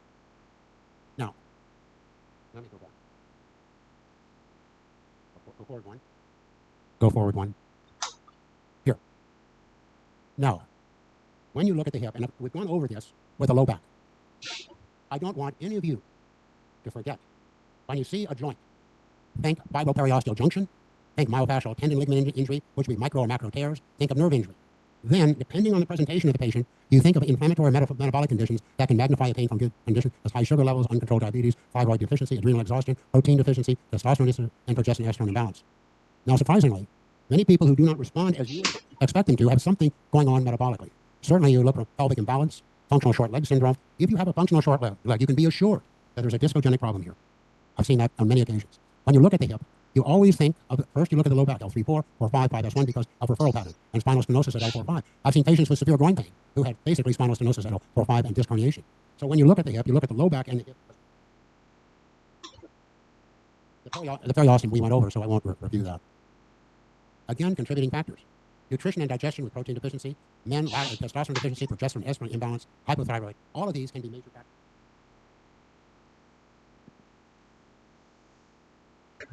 Trying hard. Now, pain is felt mainly in the groin and inner aspects of the thigh. When you see pain in the inner thigh or the groin, it might be coming from the hip. You focus on that. In your mind, groin pain is often referred from the L4-5 disc affected by internal disc disruption. Medial thigh pain is often referred by S1 and 2 nerve due to L5-S1 internal disruption. You have to rule that out in your mind. Pain can also be felt with the lateral hip, posterior, and buttock. Posterior hip pain is not uncommon and can cause radiation pain to the ankle level, usually in an L5 pattern. Often the pain is triggered by structures associated with the ischial tuberosity. When you see what is considered to be sciatica, obviously you look at the lumbar spine first, you look at the sacroiliac joints next, but you look at the ischial tuberosity in the posterior hip joint. It's clear. Again, assessing common hip. Have patient place hand on area where pain is felt. The present hip pain while standing erect or sitting. Often a limp is present, frequently painful. Inability to fully squat because of limited movement or pain. It's often made worse by walking, etc. When sitting is painful, always consider the gluteus maximus muscle being compressed at the level of the ischial tuberosity. I've seen that in patients. Lying upon the hip is frequently painful. Must evaluate the low back, sacroiliac, pelvis, and abdomen. So the hip can be very direct, but there can be other conditions that bother it. Now, anterior hip pain. Right. We look for L4-5 referral, but we don't see it. These are the big issues here. I'll go over here. The most common cause of groin pain is strain of the rectus femoris muscle, straight head at the anterior inferior spine, and reflected head at the upper border of the acetabular, lateral to the anterior. This is a major factor, but it's usually related to 3. Sprain of the iliofemoral ligament at origin, within the body of the ligament, and at the insertion onto the intertrochanteric line. The iliofemoral ligament is also called the Y ligament of Bigelow. There are 2 arms. One goes to the upper intertrochanteric line, one goes to the inferior. Now, it's hard to deal with sometimes because you have the femoral artery and nerve overlying it, but there's a way to do it. Now, strain of the anterior joint caps often with separation of the acetabular labrum. Now, often a young athlete, more female than male because their connective tissue is not as strong, will come with groin pain. An x-ray is taken, and they see a separation. Oh, you need surgery. You need to have that repaired. Wait a second. Not until one of you, has the ability to treat them. You can treat that if there's really a separation only. You place it either under fluoroscopy or you can do it blindly, but fluoroscopy is the way to do it. We've had patients that we've injected just 25% dextrose into that separation, thinking that was the problem. And in a few months, the 2 people that I knew became pain-free and never had that pain again. Just 25% dextrose. Now, when you see acetabular separation in your mind, you know where that is. And what is immediately above that? The origin of the iliolumbar ligament. And more likely than not, it is sprain of the iliolumbar ligament rather than a separation of the acetabulum. Now, prolonged inflammation of the iliolumbar ligament and the rectus femoris to arthritic degeneration of the hip joint cavity usually starts at the origin of the iliofemoral ligament and anterior hip capsule. Now, this you never should forget. Never. I've heard over and over again, you have groin pain. Certainly, you take a standing x-ray or x-rays of the hip to see the alignment, yes. If you don't see anything remarkable that would require surgery, you treat that. What is the number one cause of hip joint arthritis? Not the only, but the number one cause. I didn't know. I wouldn't expect you to know. It is injury to the acetabular attachment of the iliofemoral ligament. When that happens, the rectus femoris muscle ceases to function properly, and this occurs over years. You get another injury, then all of a sudden, you see an arthritic hip. And you look, not all, but you see most of the degeneration is right in the groin area over the acetabulum. So you know that if you treated that person earlier and you understood, and you knew how to treat that ligament, you're going to save an awful lot of people, and you're going to save people with chronic pain who cannot afford major care. This is it. First, you have to have awareness. Second, you have to know how to do it. And I go to 7, strain of the vastus lateralis intermedius. These muscles can have a factor because they cause groin pain. You can identify it by resisted leg flexion, and it's at the level of the insertion of the iliofemoral ligament. Remember, the iliofemoral ligament is very strong. And you can have it, and also I've seen it in patients now, in the body of the ligament between the origin at the acetabulum and the insertion. And why? Why? Because the head of the femur can press outward, depending upon the individual and what they do. It can cause micro tears and inflammation within the body of that iliofemoral ligament. Now, this I don't think any of you realize it. This is huge. I don't want any of you to forget it if you're going to deal with it. Strain of the sartorius, yes. And these are not serious problems. I treat that with neurotherapy. You don't see that often. Next one. Oh, next one. And we're at the anterior. Oh, now look. No, go back one. Now look. No, go back. Go back one. Or forward one. I'm sorry, forward. Anterior hip pain. The next. We'll get there. I need the next slide. Good. You see from this picture that there's not much here. Not much here. But the ligament goes from here, goes to here to here. It crosses this area. Now this is, when you see that, you understand it. Here, the iliofemoral ligament, the Y ligament orbital, intertrochanteric line, and just below the anterior inferior iliac spine. The pubofemoral ligament and the ischiofemoral are more membranous. No, okay. I'll go forward. Now here. Now I want you to take a look at this where the arrow is. The intertrochanteric line, vastus lateralis, vastus intermedius, vastus, they all interact with the iliofemoral ligament. And this is why you can have pain in both areas. So when you look at it, you say rectus femoris, iliofemoral ligament at origin, midpoint, or iliopectineal line. Next. Again, this is Lenny. This is the iliacus. Now notice, as Lenny said, that this has a different function than the psoas major and the iliacus. It comes down here. They look the same, but they're not because the iliacus attaches to the anterior hip joint capsule, and that provides stability and stance. And this is Lenny's contribution to me, and I'm happy that he did it. Now, lateral hip pain, not uncommon. Gluteus medius and gluteus minimus muscles, their attachments to the graded trochanter via the gluteolophonerosis. Very common. And when you see this, you first disinflame it and then you strengthen it. And that problem should be resolved. Trochanteric bursitis does occur, but uncommon. Localized strain of the gluteus medius and minimus muscles overlying the outer ilium, which does occur. You treat that separately. Strain of the gluteolophonerosis at the lateral lip of the iliac crest.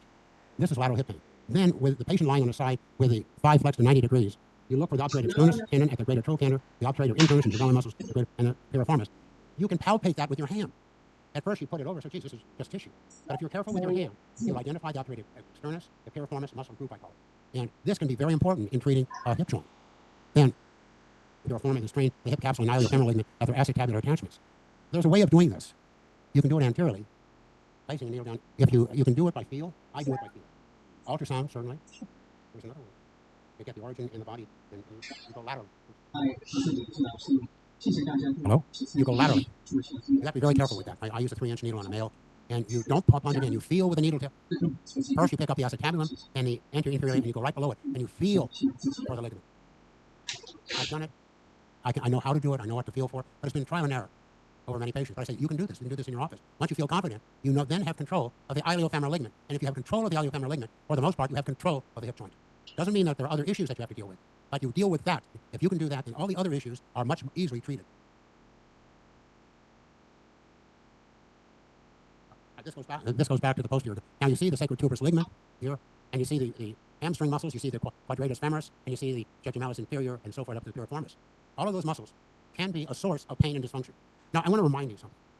And Lenny has pointed out, when you watch a person walk, sometimes you don't know it's abnormal. But if it's abnormal, there's a reason. You'd like to know the reason, because that would be helpful. But here, all of these structures have a purpose. And sometimes you put the needle onto the attachment site, the fiber, and they're very tender. But when you touch the muscle itself, you don't feel tenderness. So you have to develop an insight what you are looking for. Like gluteus medius and gluteus minimus attachments. And when you see this, it's obvious, and they respond well to treatment. Now, here's the iliotibial tract. I have seen, I've had patients where I'm getting mixed up here. Where the tensor fasciae latatum muscle has tender areas up high from the iliac crest down to the tendinous portion. And those really are treated by neurotherapy.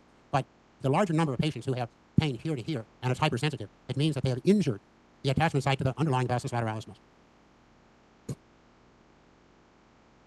Posterior hip and low back pain. When they say they have pain in the buttock, and you usually put it in this area, here, don't automatically say to yourself it's from the low back or sacroiliac. It well may be, but do not say it to yourself automatically. Because now that you know about the sacrotuberous ligament and the origin of the discotuberous and sacrotuberous ligament, you have to rule that out. Have to rule that out at posterior hip. But then you go up and you look at the low back, dorsal lumbar fascia, posterior sacroiliac joint and ligaments, gluteus maximus muscle, and sacrotuberous. And then you have a very good idea of what's wrong. The medial hip and thigh, that is usually the adductor magnus. Usually you find tenderness at its attachment to the adductor tubercle or the medial femoral condyle. Otherwise, it certainly can be at the attachment to the pelvis at the lateral border of the ischial tuberosity, but very commonly, it's the fascia that surrounds it that is a source of pain. Well, this just shows you when you have posterior buttock pain, always start up high and be sure that you're what you're looking for. Next. Again, the sacrotuberous ligament. This ligament is not appreciated by the majority of physicians who do orthopedic medicine. I hope after today, you all will appreciate the function and the importance of this ligament starting at the ischial tuberosity down below. Next. Oh, good. Story. Young lady, do you hear me? Yeah. Young lady who from her late teen years felt that she wasn't doing right by herself if she didn't run several miles every evening. She had a slight shortening of the right leg, maybe with just 2 or 3 millimeters. That's all it was. Then, the upper joint stresses caused inflammation at the attachment of the iliofemoral ligament, probably with tears extending into the body of the ligament. necessitated a total hip replacement. Age 40. What was she? She was a vegan vegetarian. Never ate protein. She could not heal. If this was identified early on, this could have been saved. She did go to the orthopedic department at UC San Diego. What did they tell her? Come back when you can't walk and we'll do a total hip replacement. Here, if you identify this early, you can treat it effectively. This is what she's had this for 15 years, had to stop running, and now she's a bit older, so she's more modest. The only reason I bring this, I want you to see where the femoral nerve is, sciatic nerve. When you're in that area, use your hands and identify structures, and you will never hit this. If you go in blindly, you will hit it, I promise you. Now this shows you just what college athletes find, and I just bring this up to you.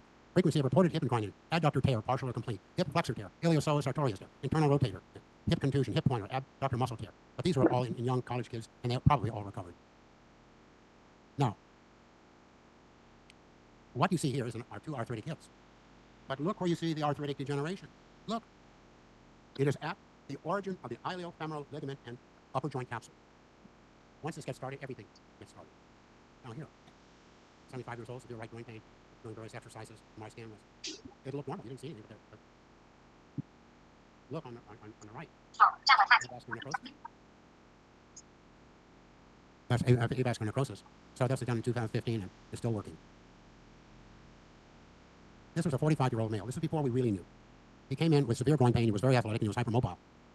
He went to a surgeon. He said, oh, you need to have a surgical repair. He wasn't for that. He came and we injected 25% dextrose right into it. 3 months later, pain-free. The pain has never returned. Simple. Always do simple first. This is examination of the hip. Frederick, if you want us to examine somebody? Okay. Who's a volunteer?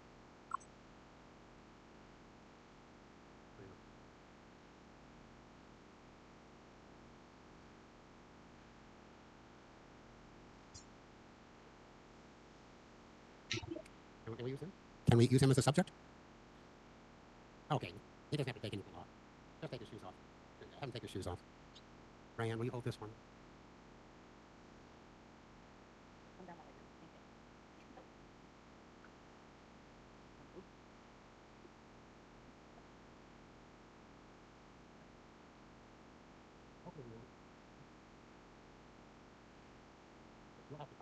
You're going to be our specimen.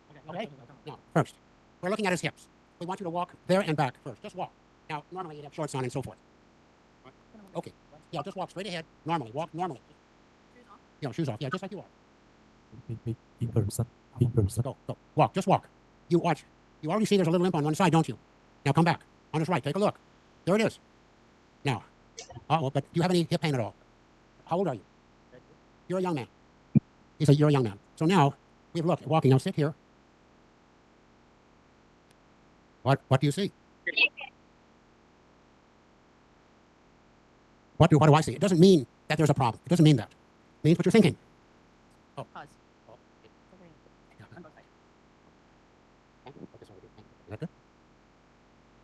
Yeah, good. Can you hear me? Now, what did we see?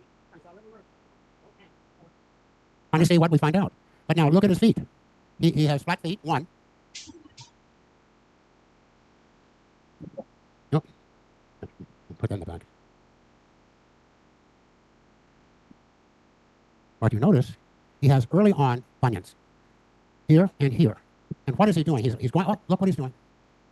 When he walks, he's putting more weight on the great toe. And then when he does that, the toe is going laterally, but he doesn't have pain. So I think if Lenny saw this, he might recommend but look, now, if I do this, you have to tell me, is there any tenorus along in here? Not really. Yes, okay, right here. So what is he telling us? We watched him walk, not normal, no pain. We look at his feet, he does have, his arch is very shallow, and look, here, and here. His stresses are on the bunion areas, and already we come up here, I don't mean, it's okay.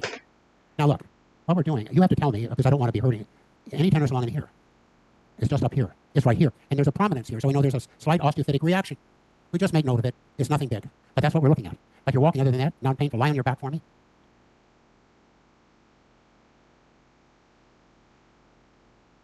The medial and the malleoli look essentially normal. And you look to see here if he has any laxity of the medial collateral ligament. Here. Now, there's a difference. Subtle. Doesn't bother him. But look, I'll tell you what I'm feeling. I come up here. I feel here. There's laxity.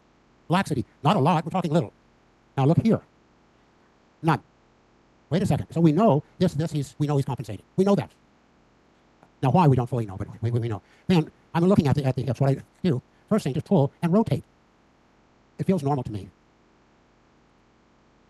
That's normal. Then you might want to do this. I want you to take a look. I come out here. I do this, and it's very subtle. It's there. You have to tell me if this is tender. I don't want to put words in his mouth. I just want him to tell us if we found it. Anterior superior spine, here. Side into. Now right here, you tell me if you have any tenderness in here. What? Yes? He does. Where's my finger? Over the iliofemoral ligament. It's tender, but it's not a big issue. It's right here. Is that correct? Now compare. You have to tell me. I go to the other side, and I try to find out the same area, so I'm not fooling myself. You always have to say to yourself, am I fooling myself when I see a finding? Because you can do that, and you say, geez, now let me go in here. You felt this. I'm roughly on the same area here. Not so much. So we know that there's an issue here. No pain, but we observed him walking. Then we noticed he had flat feet, and if you notice, this is me. I'm not going to say it's you, but I put my finger here. This is fuller. It's right here. And there's a bony prominence here, and this is where you have your tenderness, right? And it goes down to here. So I know there's stress. This is minor. You treat this minimally, but we're using you as a specimen, all right? Now, I like to look at straight leg raising here. I've seen people just go up, oh, there's nothing wrong with the person. You never do that. You feel, and what you feel, it might be just stiffness, and it's normal for this person. Now, I get them up to 90. Were you very flexible in your youth? What? Let's take a look here. Now, look at this. Dorsiflex, put stress on. Gets up to 90. Huh? What did we just see? I'll go over it again. These are subtle things. You go here. I dorsiflex a foot. I'm feeling. That's why you go slowly. When you dorsiflex, you put tension here. Now look, I get right here at 90. So I call that normal, but I get tension here. So it could be normal. But now we go over here. And let's see, again, right there. Look, there's a difference, isn't there? Right? Now, you go back and you feel. The issue here is not to fool yourself. But I feel tension around the ischiotuberosity. So I know that his body is compensating. Now, if you knew this, you might just exercise or an arch support or something like this. So we're learning about you. Now, so we go here. I'd like to do this. If you bring a young person, you don't expect anything. You do this. This is normal range, and you ask if it's painful. That's normal range. Normal range. But if you did this, and you went like this, an older person, and there's a block, you know it's arthritic before you had to go any further. So you do external rotation, internal rotation, and adduction. That's quite normal. You do hip overflexion. Quite normal. And there's a little bit hypermobile, but that's nothing wrong with that. Nothing wrong with that. You see, now I come here. Take the thigh to the abdomen slowly. You're feeling for resistance. It may be pain-free, it may be painful. Now you have to call that normal. I would say that's normal, definitely. But now, let us do it. Let's compare. Look. You wouldn't know if you did this alone. You say that's normal. But now we know, here, I go here. I'm feeling. You feel with your hands. It's right there. Am I right or wrong? It's right here, isn't it? You see what we've learned just by doing a little hip evaluation? Now we want to check, let us say, the iliofemoral, the quadriceps muscle. So take this leg, bring it up here. Hold it. Do not let me push it down. You be tough with me. Bring this up. Hold it. Tough. Bring it up. Hold it. Tough. You can't do it, can you? We just talked about it. The intertrochanteric line, the vastus lateralis, he's got a strain phenomenon here. You're only 33. No pains. Okay. But you did. How long ago did you sprain the ligament? Oh, 4. So he's telling us he had an injury. But so that we factor that in. But listen, we didn't know him. But we see a problem here, do we not? We see a problem here. We see a minor problem here. Now, he's done well. And, if he was coming to any of you, you might just recommend an arch support or better shoes and so forth. But we're looking at you thoroughly, okay? Now, we know there's a problem here. Now, when you come up to the anterior superior spine, the anterior iliac, anterior inferior, you feel that the anterior, then you go laterally, and your hand is right over the reflected head of the rectus femoris, attaching to the acetabulum. And I'm going to go here. Is that tender to you? It is. Now, let me go down here. I have to find it. I'm sorry. It's right here. Is that tender? What? Right here? I'm right on the iliofemoral ligament. So we know there's a strain. It's minor. You might just want to watch this. Observe it. Now, lie on your side. Face that way. When you lie on your side, you just like to palpate the iliotibial band and the underlying, just for tenderness. You don't expect it, but if it is, you begin to look. You go to the greater trochanter here, and if the gluteus medius and the minimus attaches to the anterior border, the medius to the lateral surface. Now, if you press right on the bone, no.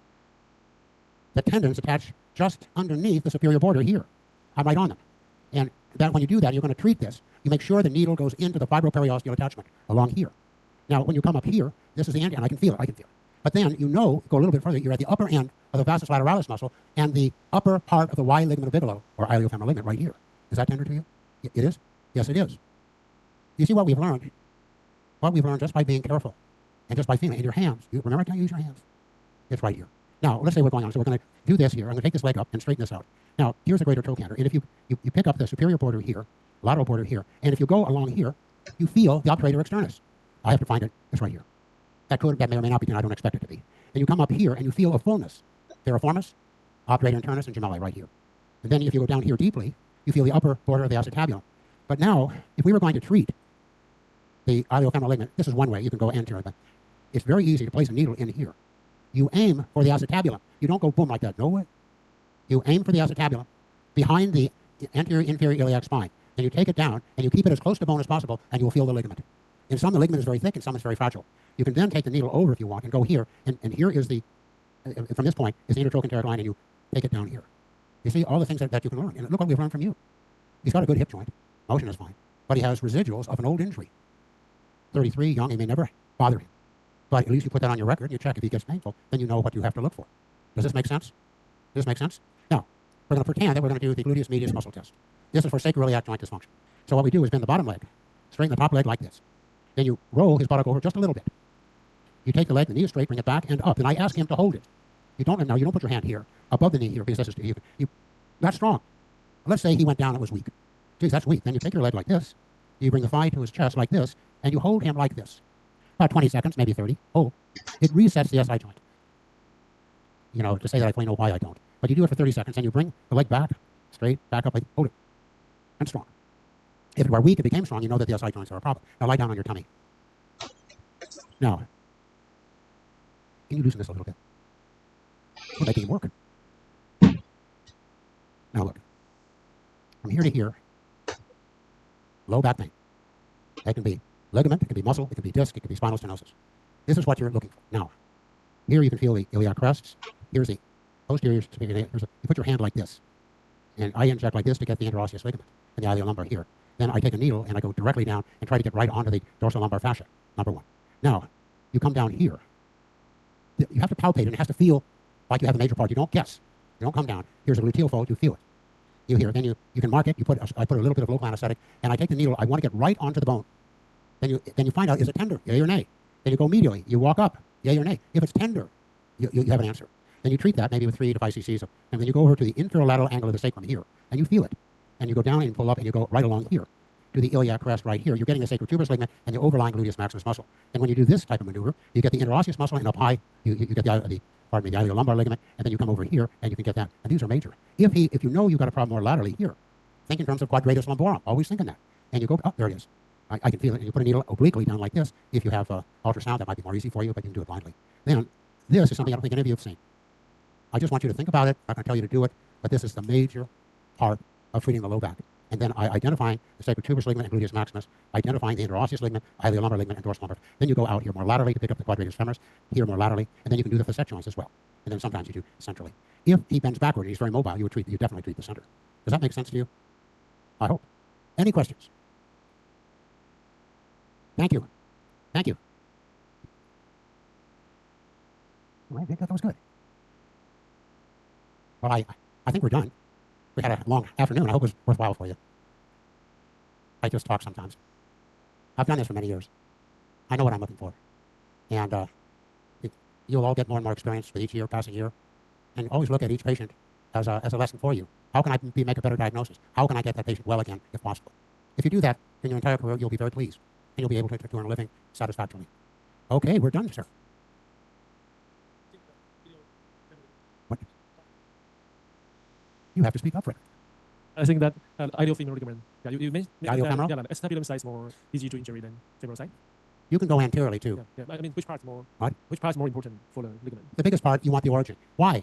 Because you saw in all of these X-rays of arthritic hips, that's where the inflammation starts, because because the attachment is very small as the ligament becomes larger. As it becomes larger, it doesn't have the same stress on it. So you want to, laterally is fine, but you can also go anteriorly. And you pick up the anterior inferior iliac spine and just go to the side of it and down. And the needle tip will tell you if you're in the ligament. You follow it down. I'm telling you, there are many different ways. There's no single way of doing anything. Each one of us will develop a habit pattern that works for us, and that's fine. So the teres ligament, What? is the teres ligament important?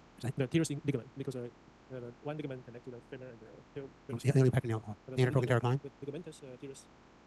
I'm not getting this. Yeah, ligamentous tears connect the femur and the pelvis. Yes? Do you think that is important? Oh, yeah. So do you treat it? What? Do you treat that ligament too? Yeah. Just the femoral ligament. The femoral ligament. Okay. My mind is going a blank. I'm trying to think where that is. Where? A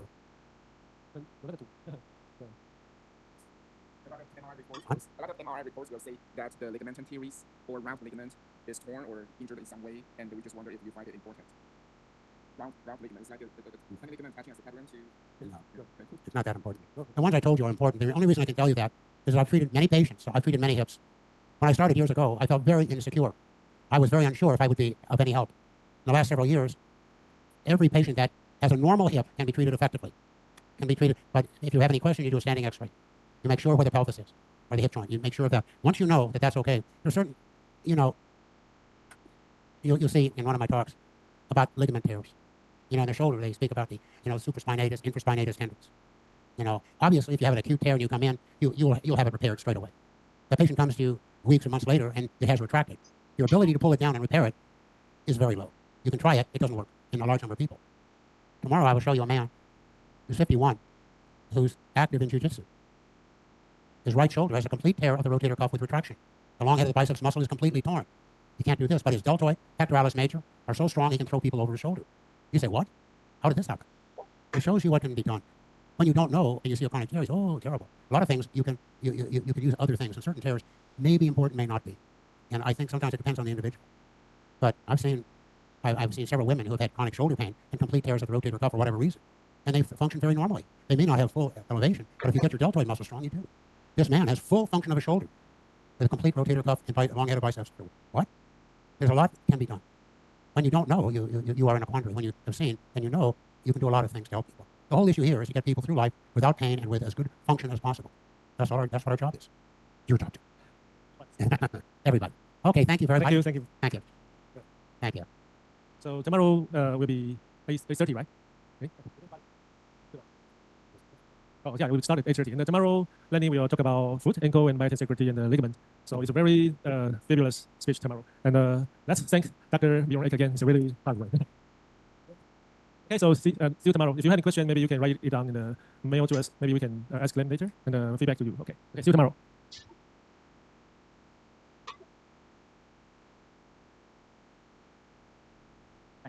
OK，所以那个线上的如果有问题的话，就还是可以打电话，我们会收集起来，明天会问老师这样子。